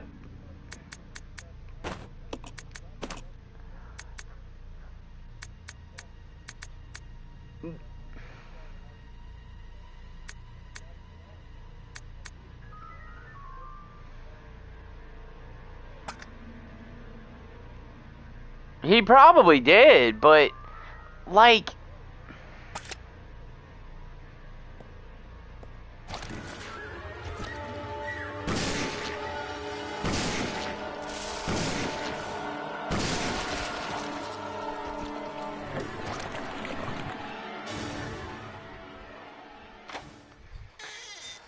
which is disturbing, but like this is what they did with Jill, because Jill's character in the original, like she was actually a really cool and interesting character. She had sympathy for people. She didn't put up with the BS. Like she automatically hated Umbrella.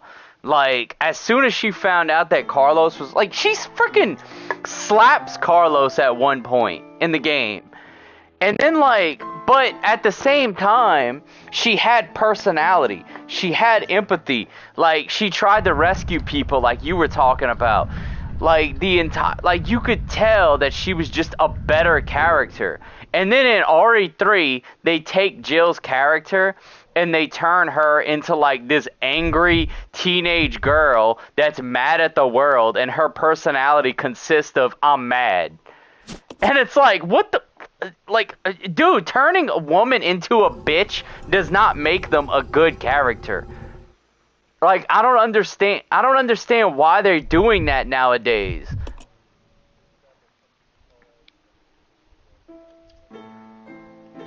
Just wait, cause I'm gonna get to RE3 and I'm gonna stream the original. I'm gonna stream the remake and I'm gonna stream the original as well.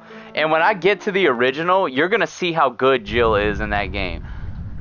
Dude, it's ridiculous. Like RE3, the original, is one of the best Resident Evil games they've ever made. Like, they have ideas in that game that they have never done again for some reason. Like, the whole dynamic where you get choices about your character. Like, that is amazing! And they just...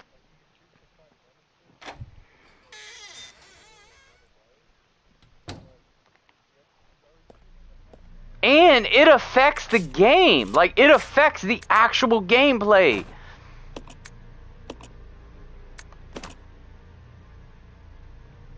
But no, they just, like, don't do that anymore. For who knows why. Like, but the choices was good.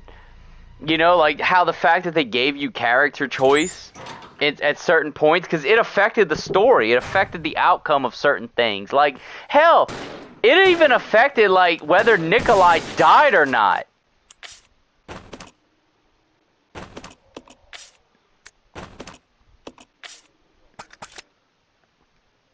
They got rid of that.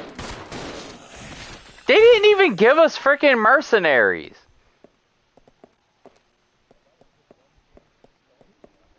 I know! Like, never mind the fact that they cut out half the game. But Jill is badass in original as well. Yeah, that was actually my favorite way to kill Nikolai, was the one where he gets killed by Nemesis. And he's like trying to gun down Jill while she's taking cover. And he's sitting there gloating about his retirement. How he's trying to kill everybody because if he's the only one left, he's gonna get paid more.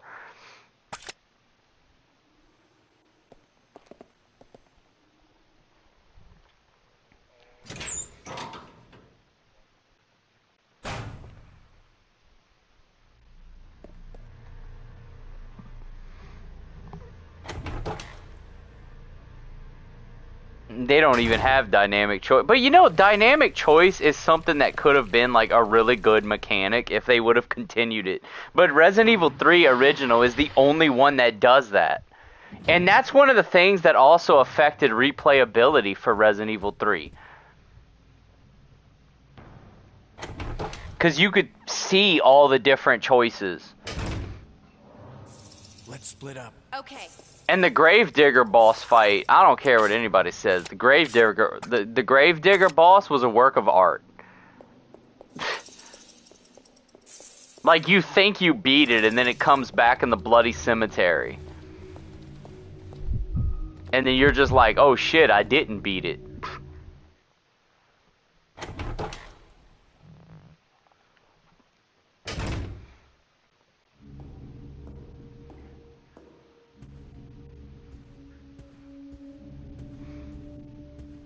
There's just so much that they did wrong with Resident Evil 3 Remake. It's sad.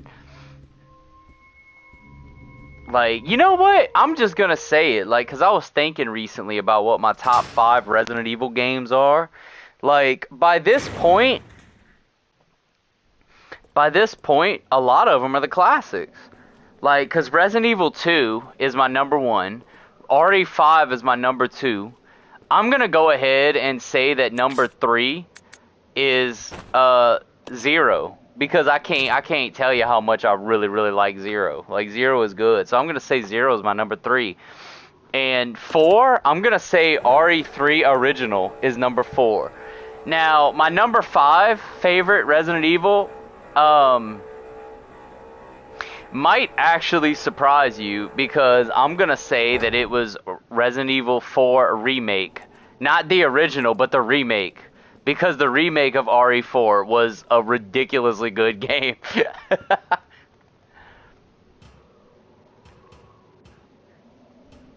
But it's like, 3 of those are classics. 3 of my top 5 are in the classic games. Now, 7 and Village I also really like. I'm not saying anything bad about it. Interestingly enough, Resident Evil 1 is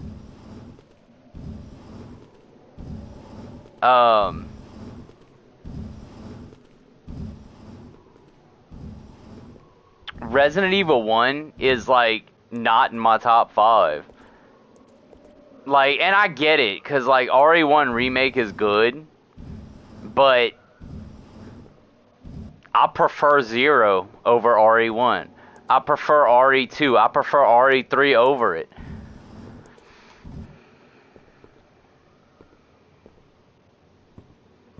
Yeah, oh, it's absolutely in my top 10. That's not even a question.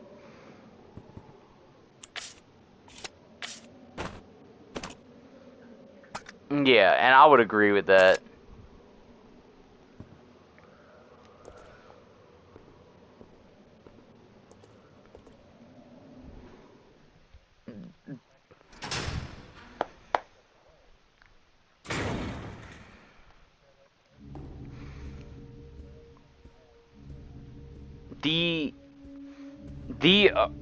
The original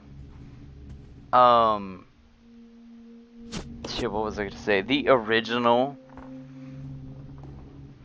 Resident Evil 1, I didn't even play that game until like much later. Cause the first one I played was Resident Evil 2. And then I played Resident Evil 3. Like, I legit played RE1 Remake before I played the original RE1. That's kind of funny how that works. So, like, Let's regroup. by the time I actually did play the original RE1, I could not get into it. Like, the game was already so dated, even by that point. Never mind how cringy the dialogue was, because, like, the dialogue is so bad. It's like...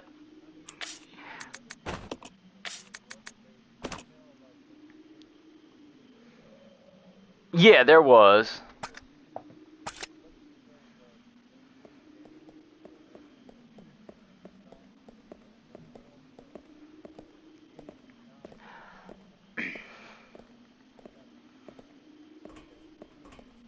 Right.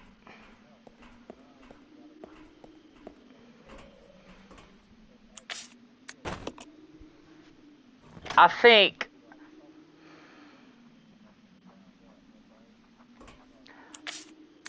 as far as remakes go, Resident Evil 1 and Resident Evil 4 are the best remakes.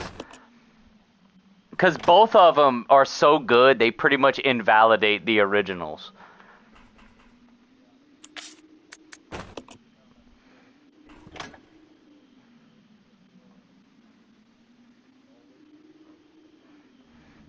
Yeah, like people don't want to play the original anymore because the remake is so good. The remake is ridiculously good. Like I'm gonna be real with you. Like they made it horror. Because my biggest criticism with the original is this is not even a horror game.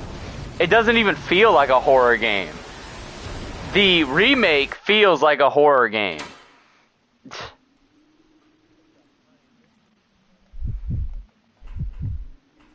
Right, but its focus is the horror. Like, you actually get the horror atmosphere.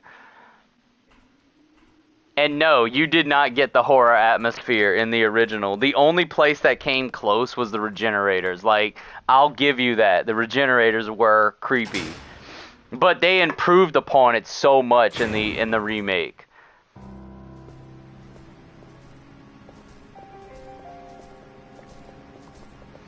RE2 was just striking lightning in a bottle. Like, as far as sequels go, they didn't just do it. They didn't just improve upon Resident Evil 1. They blew it out of the water.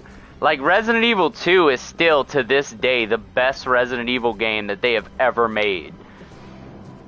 And the mechanic that made it so good is one that they've just never implemented again. The closest that they've come to implementing it is what they did in Zero. But even Zero is different.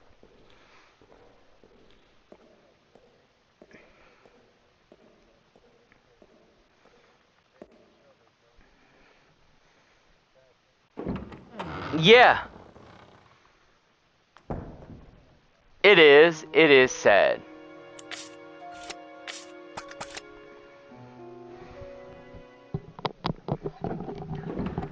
Now, in all fairness, the CGI movies have done that, and I feel like the CGI movies have done a really good job.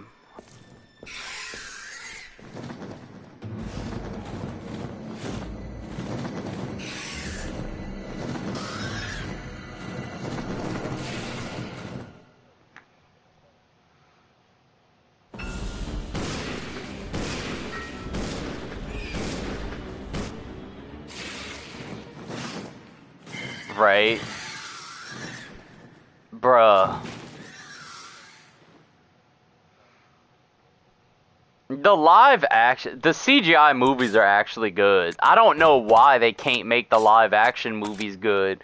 Well, I take that back. I know why. Because they don't adapt the games. They take the Resident Evil title and then they just make up BS and say that it's a Resident Evil movie. And it's like, if you wouldn't have the Resident Evil title in this, nobody would even know that this is Resident Evil. That's what they do for the live action movies. Like, they completely... They shit on the original games. It's so bad. Like, the CGI movies is how you make a good Resident Evil movie. But those are in the same canon of the games. I got it.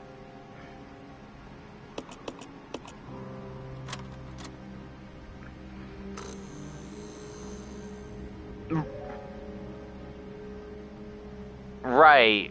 Because, like, Death Island was good. The only thing that I didn't like about Death Island, funny enough, was Jill. Because they didn't give us Jill. Like, Jill's character...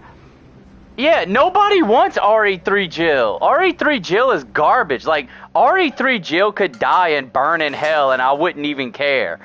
Like... Follow me. Okay.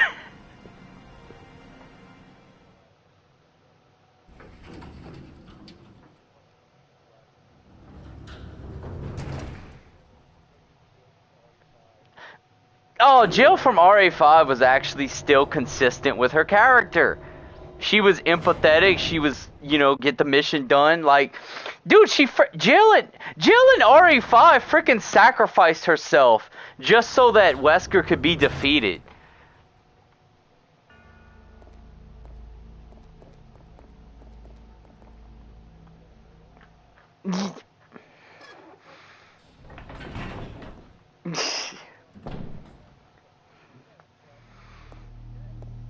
It's like, bruh, that's almost... Dude, what is with Chris, man? Like, first he has the Ethan no, and then he has that. I'll go. Okay. Oh, no, Ethan no came first. Or Ethan no came after that. Like, Chris is just not a smart person.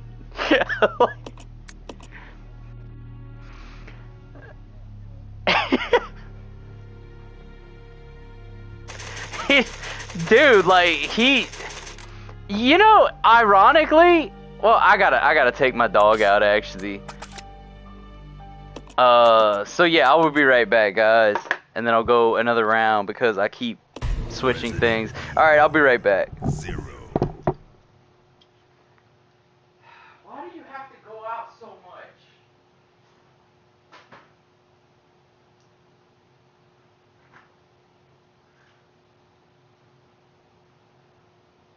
Come on. Come on, Bella. Come on.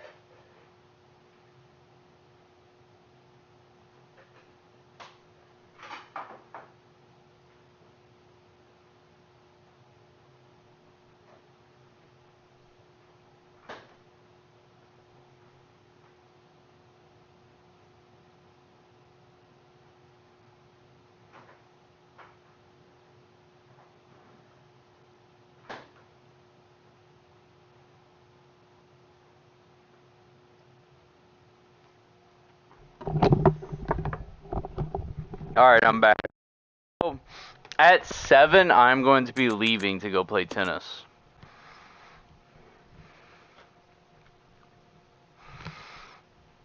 Yep.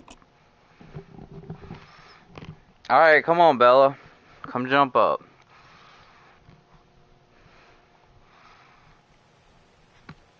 I died last time. Cause, Billy Boy couldn't beat the hunters. With a machine gun, he couldn't beat the hunters.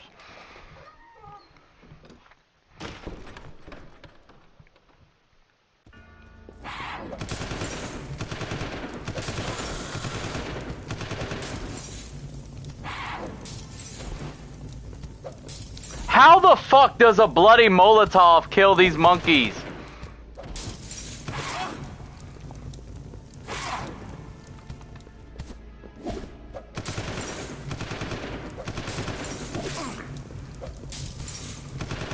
Or maybe it doesn't, because I can't seem to hit them.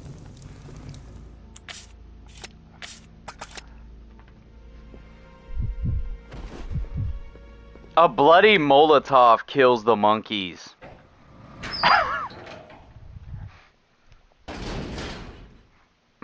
Like, I thought the monkeys were gonna be a problem, but then it ended up being the damn spiders that's the problem.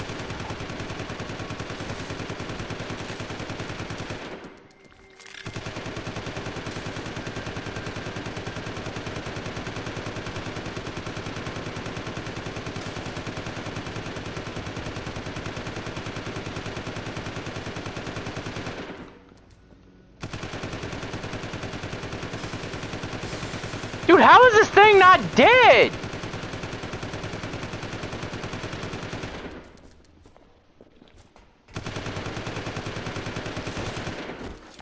Bro, I like unloaded on this thing. I mean, granted, I couldn't see what I was aiming, but that doesn't matter. That's besides the point.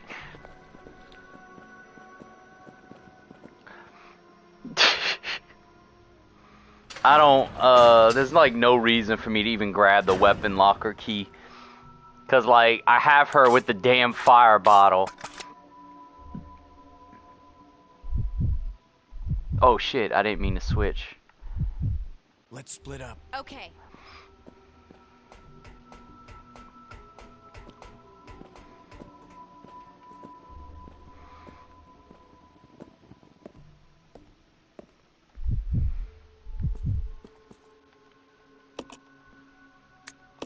I got some eggnog too.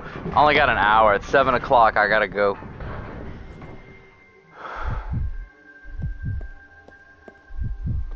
This is the room where I died last time. I died because, now granted, there's this like this is bad game design, because basically you don't even have control of your damn character until after they already drop in.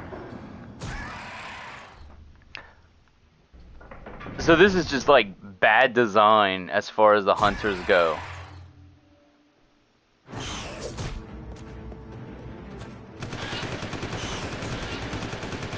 Well, maybe this works, just to corner yourself like that.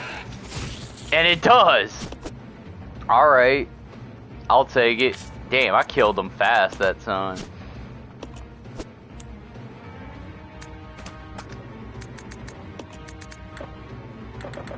What the fuck? It's not letting me switch to teammate?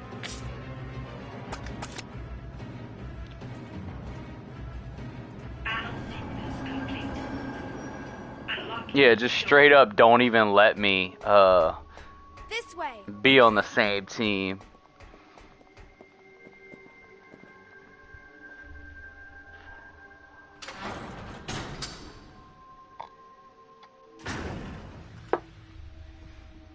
So let me try to understand the logic, because the logic doesn't exist to me. But maybe I'm missing something. Like, my ex-wife went berserk when I put Rebecca in the cheerleader outfit. But if I put her in the leather outfit, the one that I'm wearing right now, she was okay with it. And it's like, in what universe is the cheerleader outfit Like, more explicit than the freaking leather outfit. Like, do you not see what she's wearing? She looks like she just got back from a club. Like, that straight up makes no sense to me. Like, leather outfit is okay, but cheerleader, oh no. Bruh.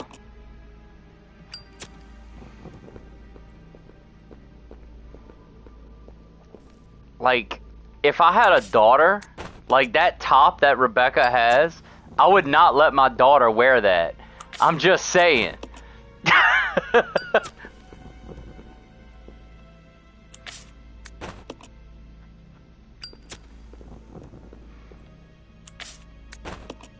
But the cheerleader outfit was the problem. Make that make sense.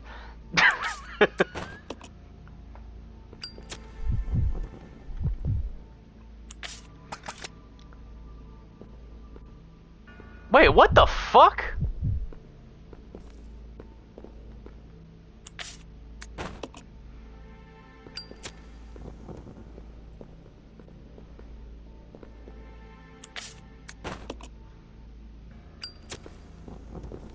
Bro, this game's making me... Like, this game's acting like I don't know the order of this. I know the order of this. I think your mic's muted. I can't hear you.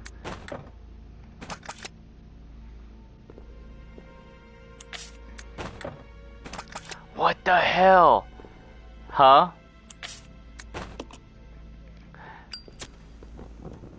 That happens. But no, I was just ranting about the outfits that Rebecca has, and it's like, oh my gosh, man. Like, I never should have married that woman. I wouldn't even call that a woman. I don't know what that was. That wasn't even a marriage. I don't even know what that was, but that was bad.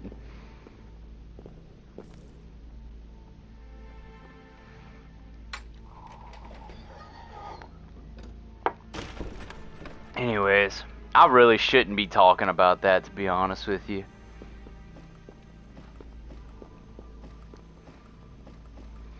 But I actually like this outfit for Rebecca. I mean, of course I like it. If I didn't like it, I wouldn't have her in it.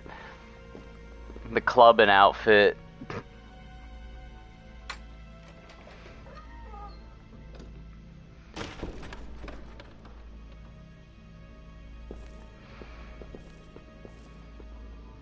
Which is kind of funny because I'm not entirely sure that Rebecca doesn't necessarily strike me as somebody that would go clubbing.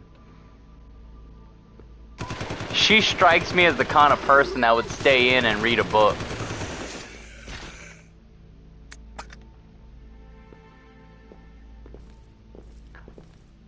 Now, Claire, on the other hand, I could see Claire as a club girl.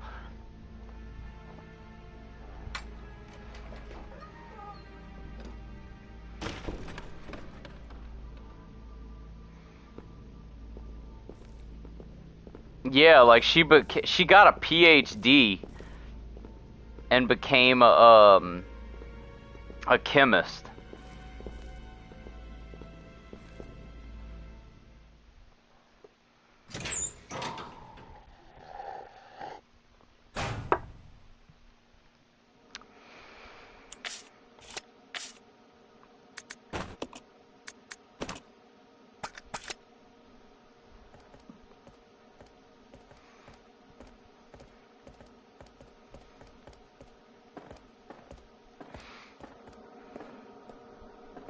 But at the same time, this was also in the days when Capcom actually gave cool outfits for Resident Evil. I'm hoping that they have cool outfits in 9.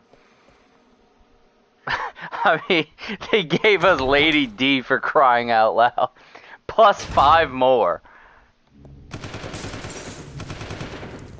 Just kill.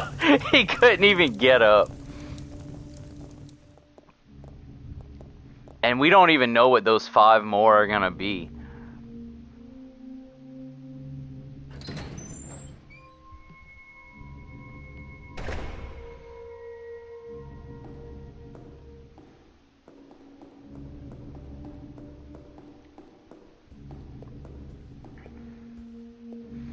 They did that with somebody in Outbreak. But I never played Outbreak. I just saw videos of it, and I know that that is one of the outfits for somebody in Outbreak. Bunny. Okay, so yeah. They had a bunny outfit for Cindy.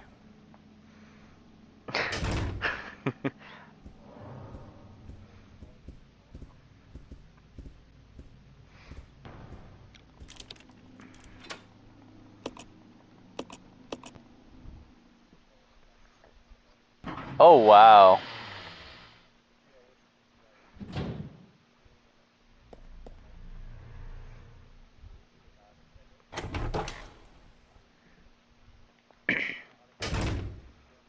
I'll go check over there. Okay. That sounds like a lot of playthroughs.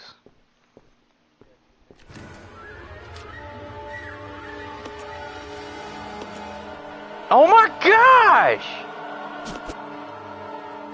Like it wouldn't grab the item.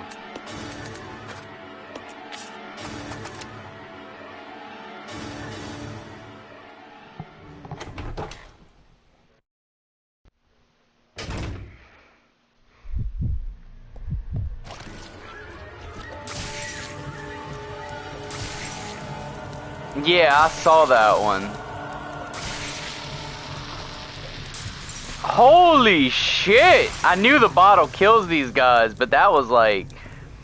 I basically just monster stomped him into the ground. Like, he didn't even get a chance to move! Bruh, you ain't kidding. That's where they got the Molotovs from, was Zero.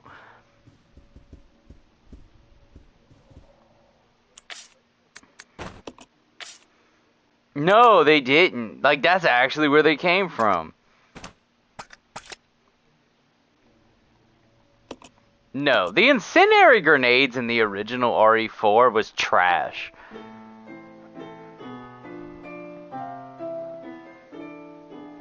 Like, the best grenade in RE4 is actually the flashbang.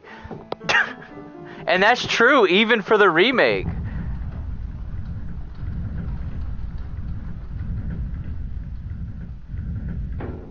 Now, a librarian outfit I could see. They're probably going to give her an FBI outfit as well. Kind of like the one you see in the trailer. That might be one of them. But I don't think that would be a DLC one. That might just be one that's, like, normal in the game.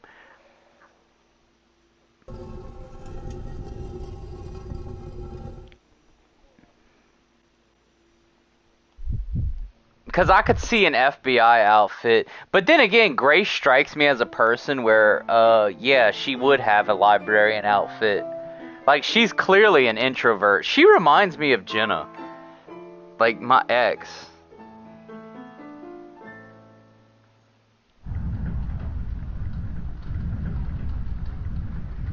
Like, her personality in the trailer. Unfortunately for me, that is my type of girl. I kind of like those quirky, nerdy types. Like, that's my type. Maybe that's why I like Rebecca so much.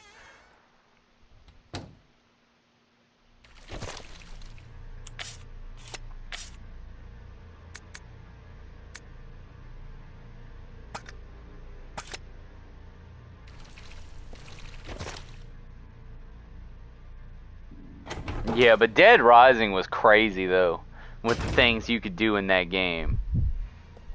Like, let's be real. Like, you make a frickin' a stick with a chainsaw at each end.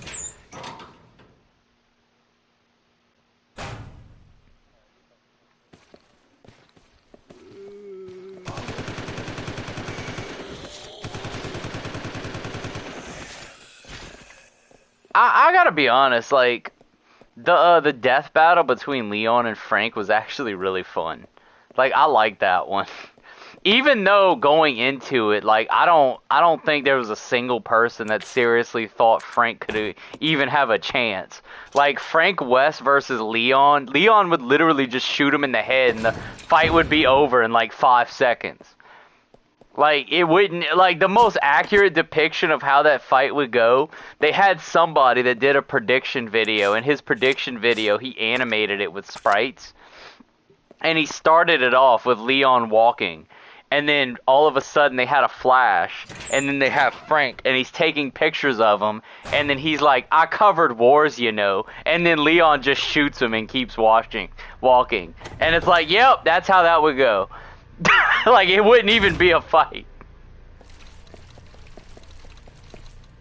No, he wouldn't. Because he's not that kind of person.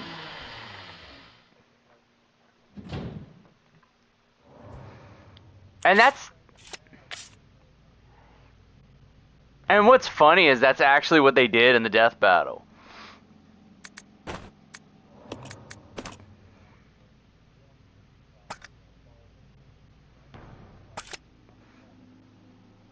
No, they were,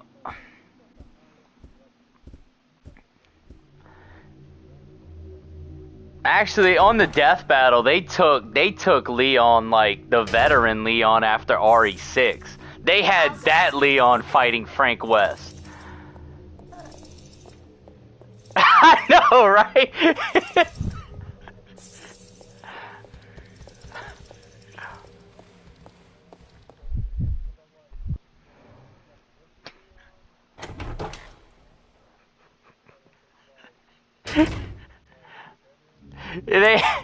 They had him against, dude, they literally cited feats from Resident Evil Vendetta for that fight for Leon, and it's like, bruh, this isn't even fair anymore for Frank. Like,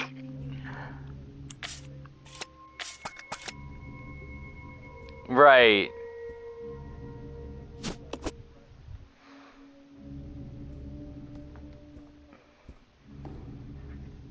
The one that's overpowered, the one that has a sword that could, like, power the earth. Like, I didn't... You know what's funny about that fight? Like, dude, like, that fight is literally Master Chief doing everything he can not to die. Like, he is fighting for his life and getting overpowered with a bloody chainsaw at one point. Like, that fight wasn't even fair. That was... Like, and they even said it, too. They were like, Doom Guy could literally just... Like, Doom Guy is literally strong enough to just straight up and beat the shit out of him to death with his bare hands. Like, he doesn't even need a gun. Like,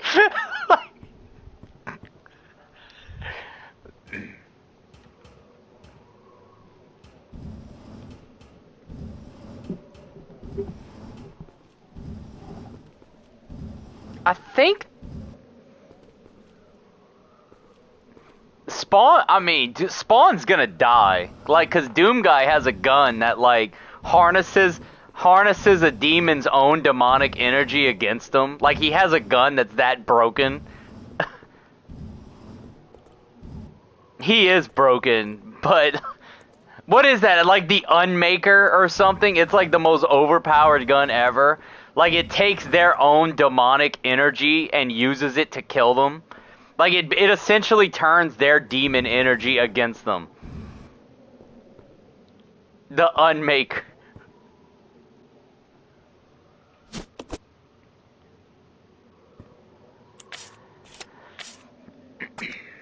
Now that you know, but Ghost Rider doesn't have anything crazy like. I mean, Ghost Rider is interesting, but like, I don't think the problem with Spawn is I don't even think he can freaking die.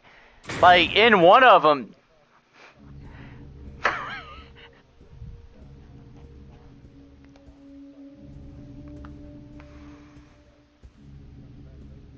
Yeah, Ghost Rider is ridiculous too. That was an interesting fight.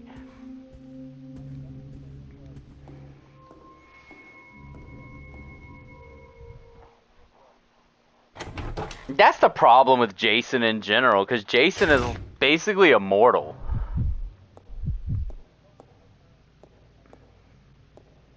Come on. Okay. Like, that's not even a fight.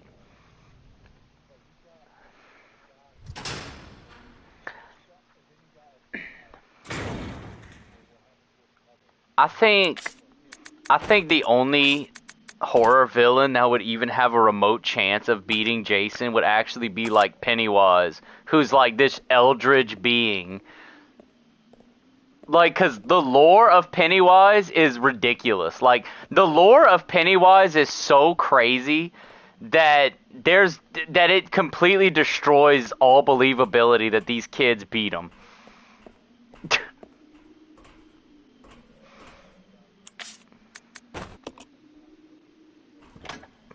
Fear.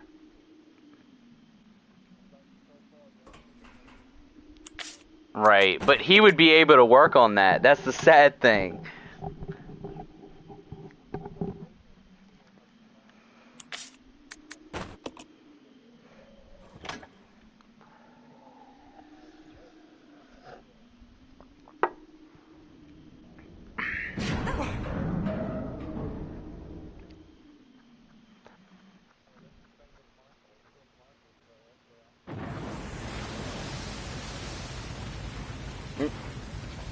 Now, Frank from Dead Rising versus Ash from Evil Dead, that would be an interesting fight.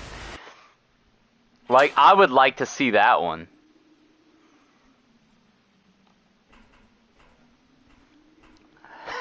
Actually, that fight would be hilarious. Dude, he should be in Mortal Kombat. Like, how is he not? And then they just didn't use him.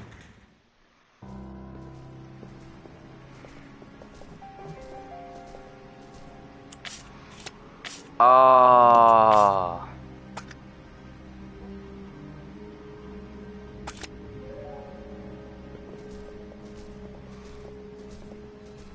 Oh, 'cause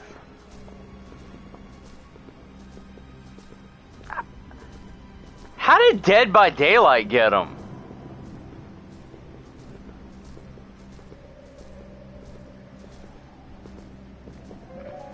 Oh.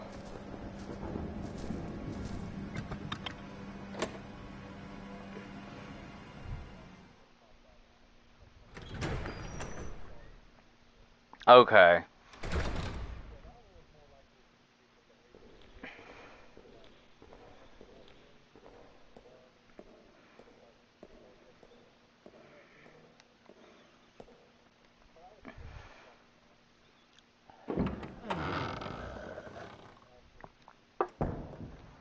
If we give Ash everything, like the Kandarian dagger that completely ignores an enemy's defense and attacks their soul or some ridiculous bullshit like that, if we give him that, then yeah, Ash definitely wins.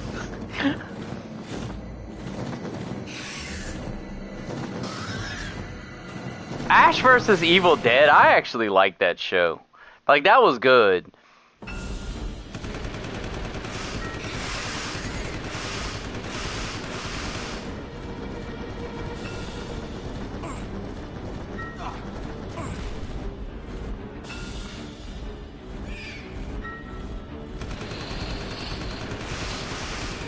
Bruh, I just butchered all of these bats.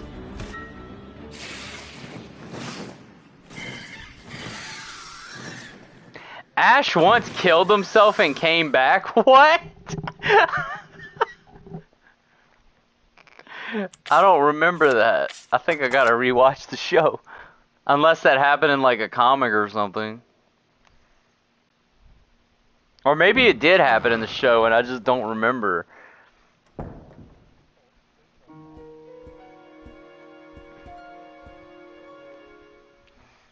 Yeah, I heard about that. You know, originally they wanted Ash in that.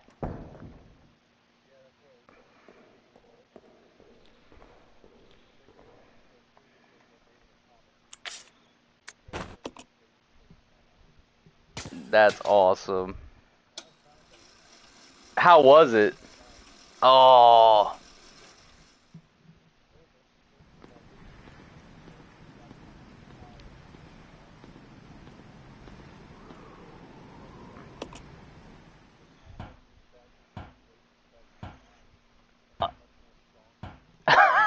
The Deadite version.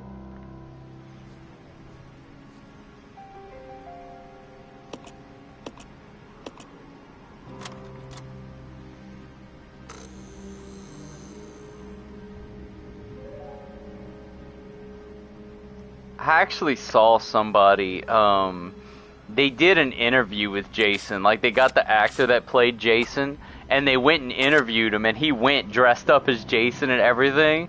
And the guy that was interviewing him kept talking about, like, Jason and the movies and stuff. And he sat there and didn't say a word for the entire interview. Roger. And what was really funny is at the end of it, he actually shook Jason's hand. Because he was like, well, I'm glad that you came in to promote your movie. And then Jason actually shook the man's hand. That was hilarious, though. Like, it was hilarious because every time the interviewer asked him a question, like, there was just this awkward silence. And it's like, what do you expect? Like, you know he's not gonna talk.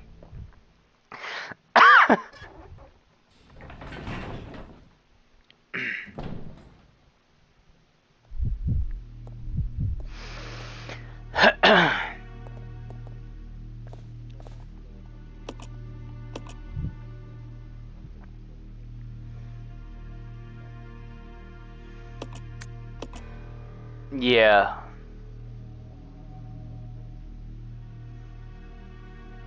Yeah, they did.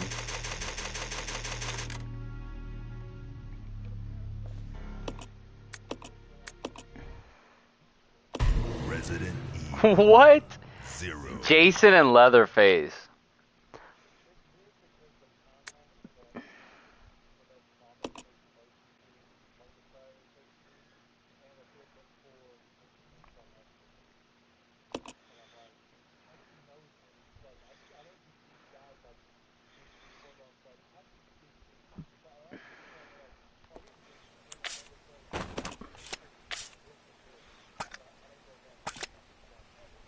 They had a video I watched recently. Now, this was interesting because I've never heard this fan theory before. But they had a video that I watched recently that talked about how the Alien franchise is connected to the Evil Dead universe.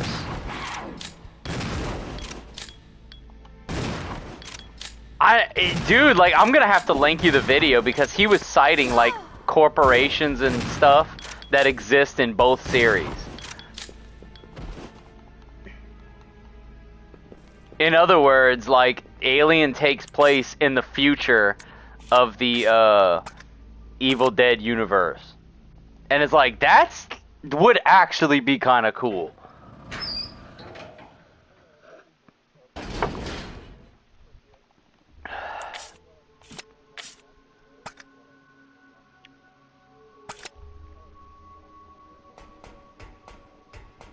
Ninja Turtles also made an appearance in a Batman movie. That was a good movie.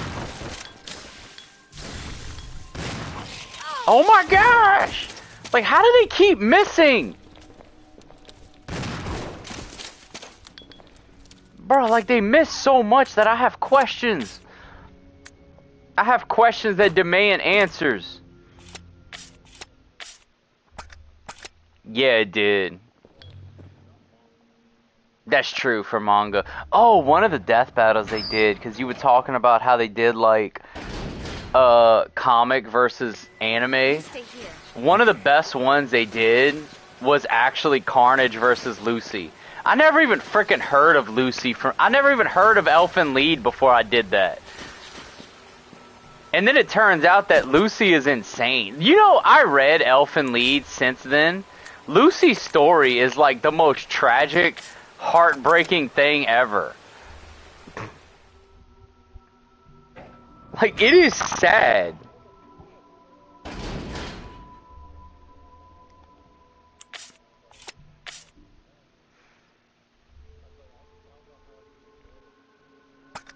Dude, that's the problem I was having. Like, this is straight up heartbreaking what they've done to her.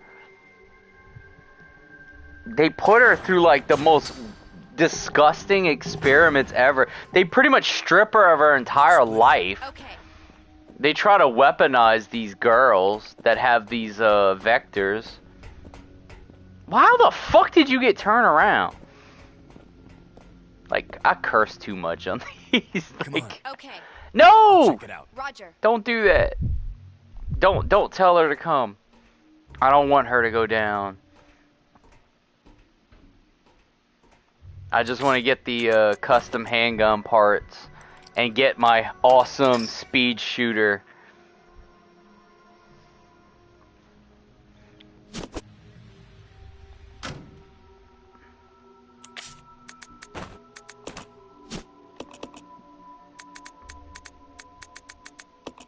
Let's not talk about how I didn't even have to look at the combination. Let's not talk about that. Alright. Hopefully he can beat the stupid hunters. Of course, he didn't die last time on the hunters. It was the machine gun one that died.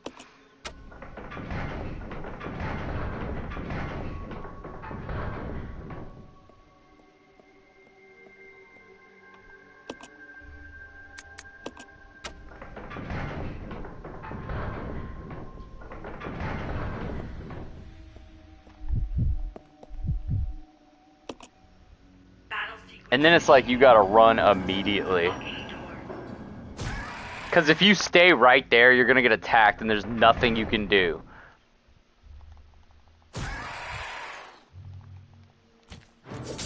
You still get attacked and there's nothing you can do.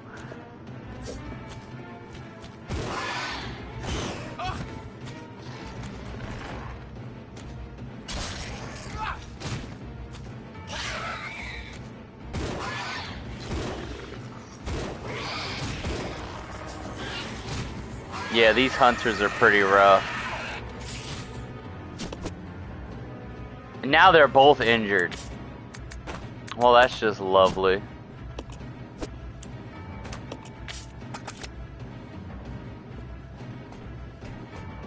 Battle sequence complete.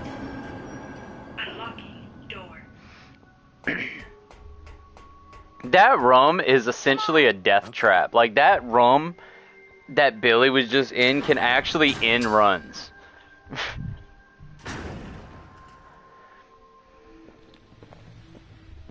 That room is a death trap. The monkeys is another death trap because the monkeys can just completely shred you. And don't even get me started on the frogs because they are death traps.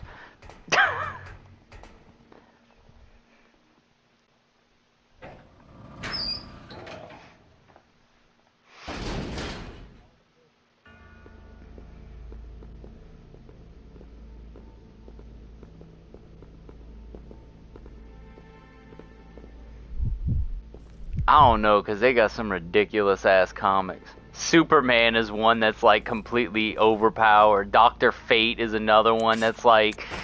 Some of those characters should not be in any versus battle ever. Because like Dr. Fate is pretty much God with that helmet on.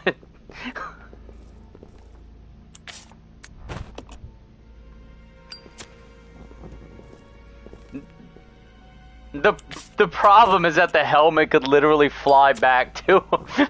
Like, it's like, oh, you got the helmet off, and then it flies back, and it's like, That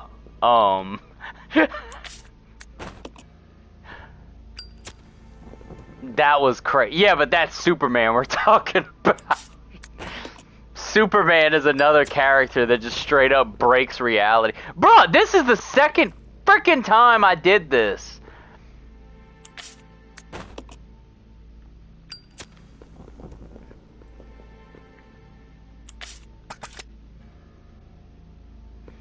The Spectre versus Living Tribunal.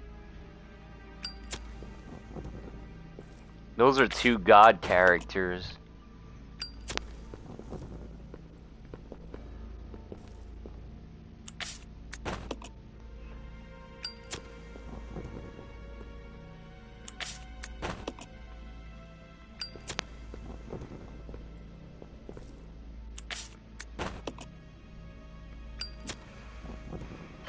But you know the thing is, the problem, I love Death Battle, I really do, because like the fight animations are usually good.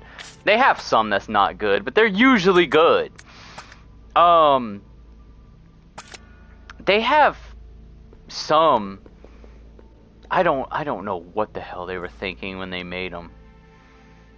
But they have, like, not every fight is good. That's the problem. Like, just because you have a fight idea doesn't mean it's good. You know what a good fight is to me? A good fight to me is one where either character actually has a chance of winning. Like, those are good fights. The ones that make sense. Yeah, those are the best fights. The ones where you don't know.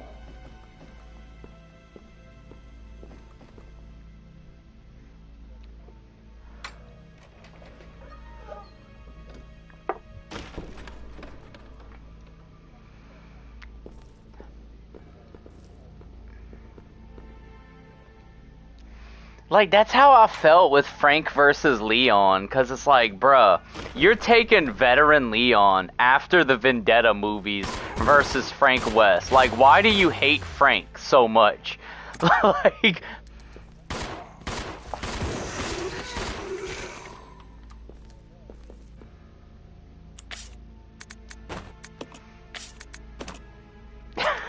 Wow.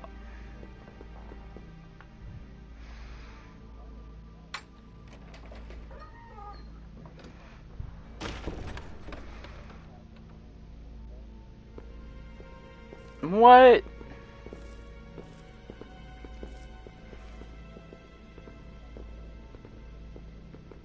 What?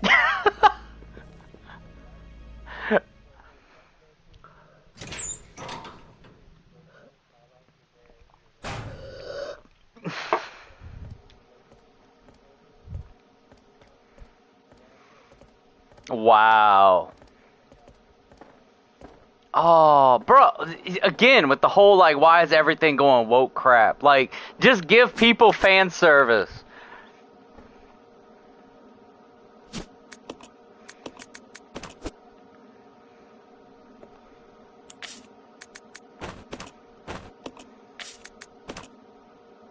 What?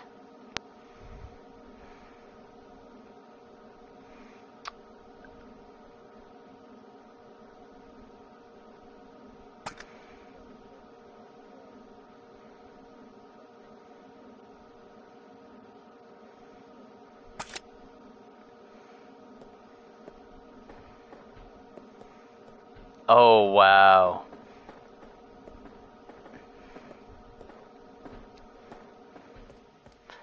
And...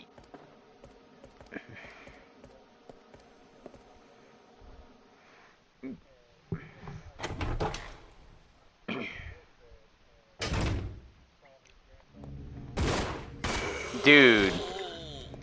Alright, I'm gonna have to run through this because, I got 15 minutes. I got 15 minutes left to get through this. I can do it. I can do it in 15 minutes. I believe.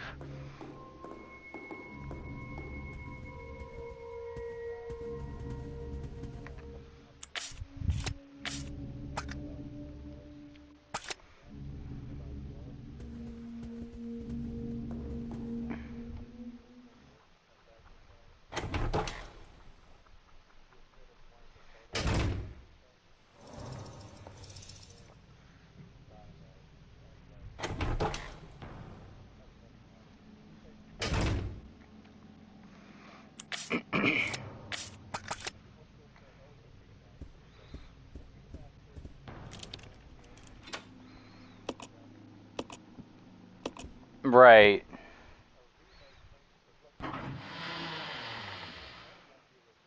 No. They completely butchered that too.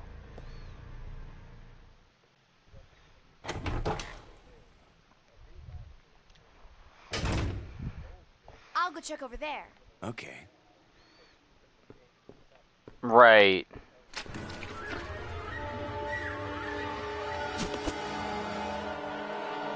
Unless you do a remake like Metal Gear Solid Delta did, that is like 99% MGS3, just updated.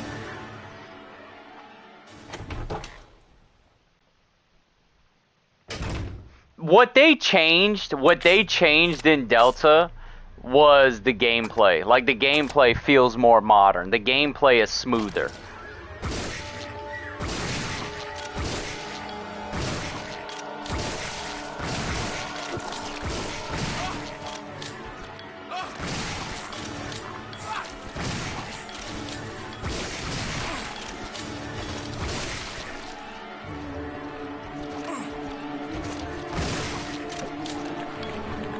Bruh, it is hard as fuck to kill the leech zombie with 2 shotguns.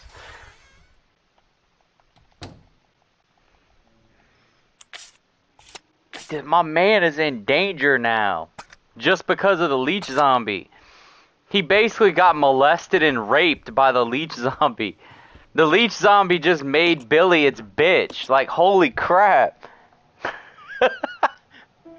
I've been using the Magnum on it in grenades, and apparently, like, Wesker's eye beam, and I've been using shit that slaughters them, and then I go with 2 shotguns, and the thing, like, gives you the hug of death. Cause, like, I don't even understand how it attacks you. I mean, I understand, like, the arm flailing thing, but, like, whenever it grabs you, it looks like it's hugging you. And somehow you take, like, massive damage. And it's like, what the fuck is this? Like, what even is this? What is happening? Oh. She doesn't have space in her inventory.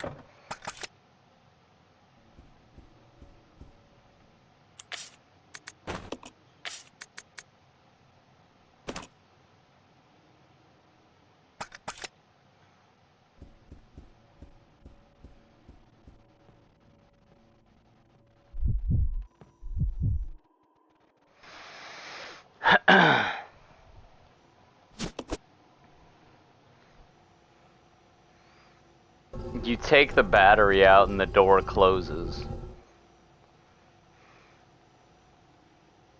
This is totally a ripoff of RE1 in the piano room. And what's funny is this happened first, and yet Rebecca still falls for the piano room.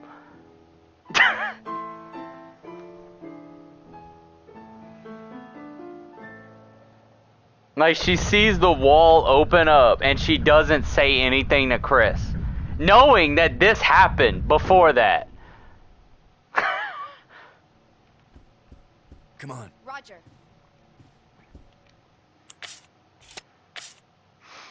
Rebecca is funny. She is a very funny and hilarious person. She makes me laugh.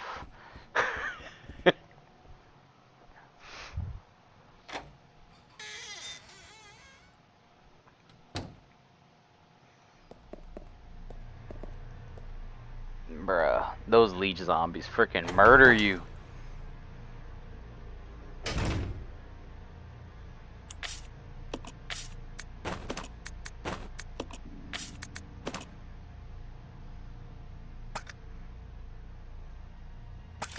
Like, my man is gonna need a first aid spray. He is dying.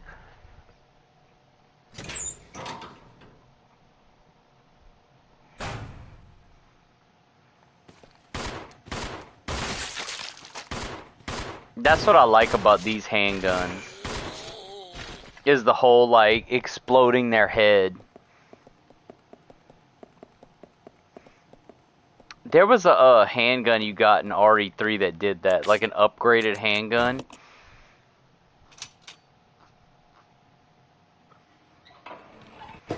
That you got from downing Nemesis.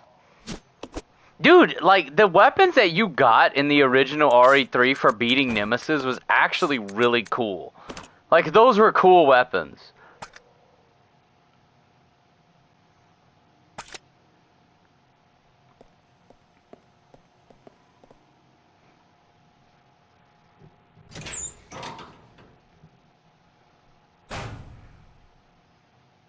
You stay here. Yeah.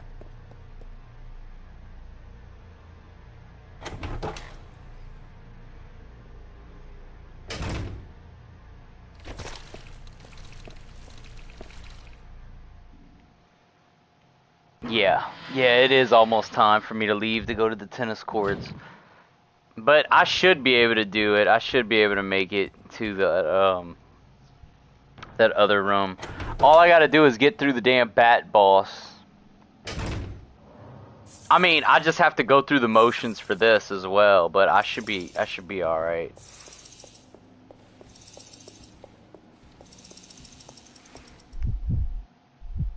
If I really have to, I'll just save a little early.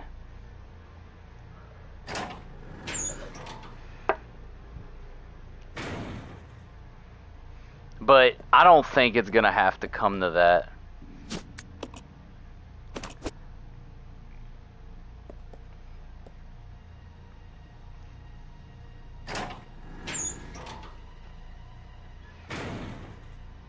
I forgot how freakishly tough these leech zombies were, though. Like, they were actually tougher than some of the bosses. Like, a leech zombie is harder to beat than the bloody centipede boss.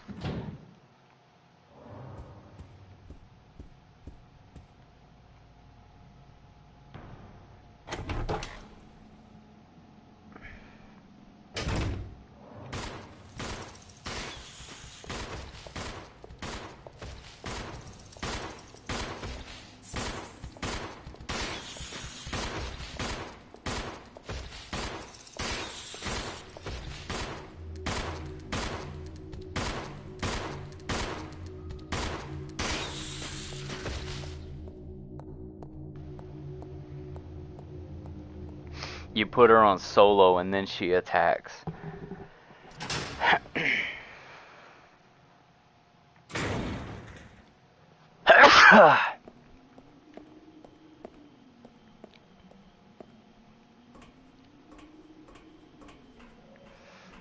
I know I gotta go back and get the other one. I just don't have the inventory space to get it. But I will. I just gotta pick up these two and then I'll be able to get it.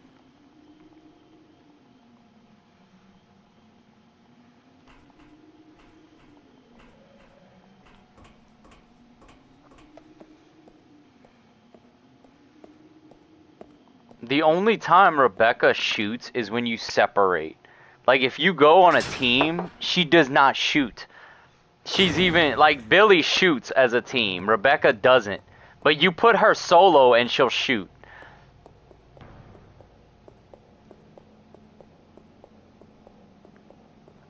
Either that or the game wants you to actually play as her and use Billy as the partner. That's what I do. I do that anyway. But, like, it gives you an actual incentive to do that because the way the game works, Rebecca's just not gonna shoot.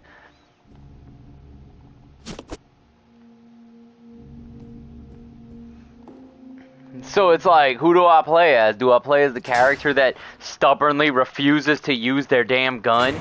Or do I play as the character that's gonna actually shoot the enemy? And Billy's AI isn't perfect either because, like, he'll shoot any enemy in the game unless it's the frog.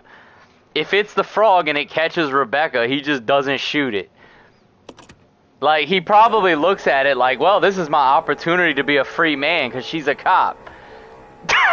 Like...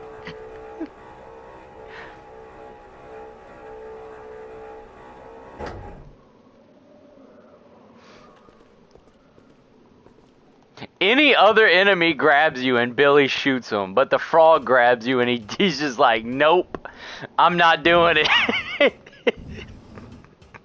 It's actually kind of funny. It's like the AI wants the frog to kill you.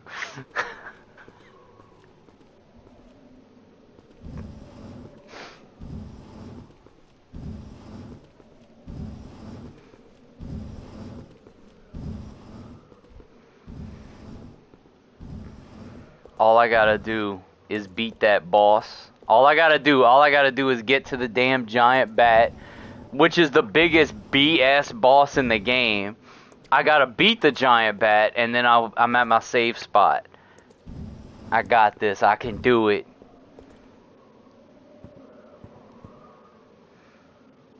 The only reason why the giant bat is such a pain in the ass is because of the game mechanics at the time this was made.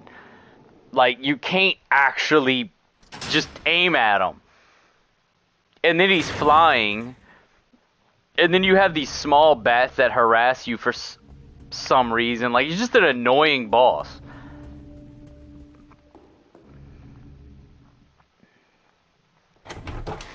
Alright, now I'll switch and then we'll be alright. Let's go! Yeah.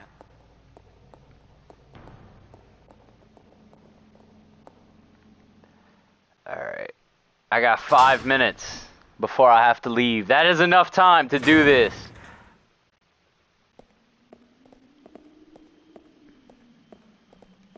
And then whenever I resume Saturday, I'm gonna finish these runs. Whenever I resume Saturday, I'm gonna be starting off with Whiskers. Albert Whiskers. Yeah, I'm gonna have to finish the Cat Man. It's funny because this right here was actually where Disc 2 started. On the original game. Like, so congratulations, I made it to Disc 2.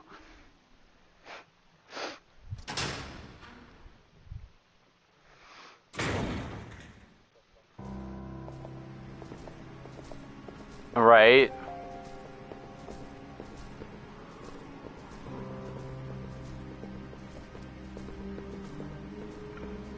Just...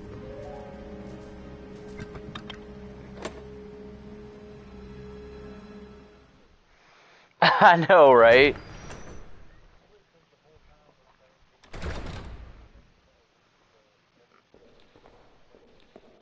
Right.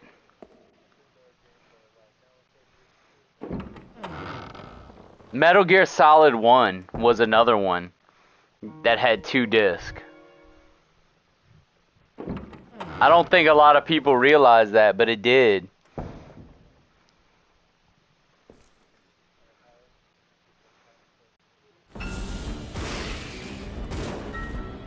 That was ingenious.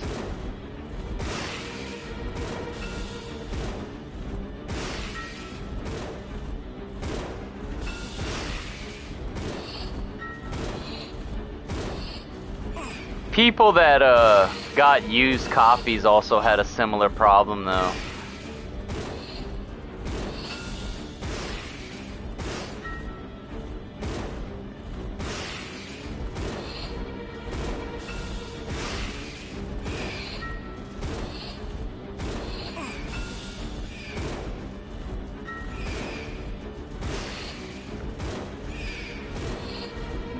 Or you could just do it manually and just go through all the possible codec numbers until you get it, which doesn't actually take that long.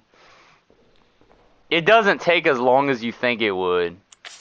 Well, I beat the boss with the hunting rifle. That's good. Good for me.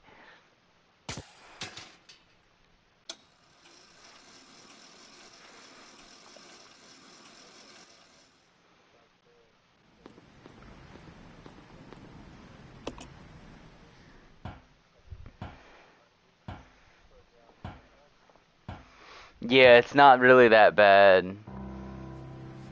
But it was still ingenious to include. They even did the same thing on the Twin Snakes. They have her codec captured on the back of the disc, on the back of the cover.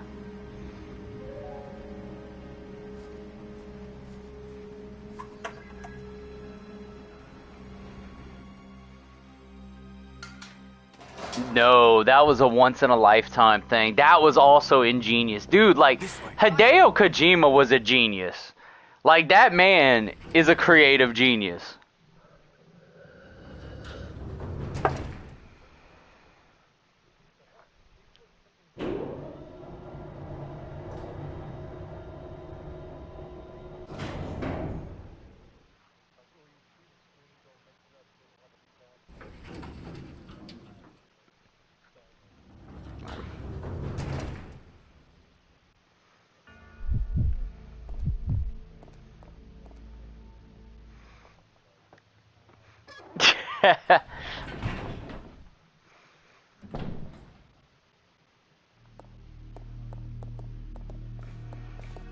I'll go. Okay. Right, that was epic.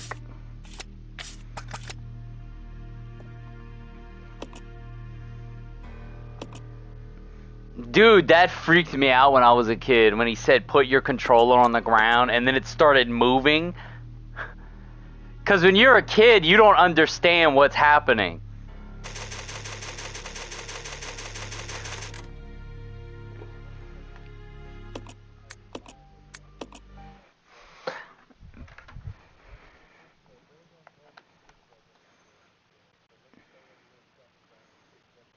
Alright, well, I'm going to catch you guys later. I'm going to play tennis. I'm going to be back Saturday. Saturday, I will finish all my runs on RE0. It's going to be a good long stream. So yeah, tune in on Saturday.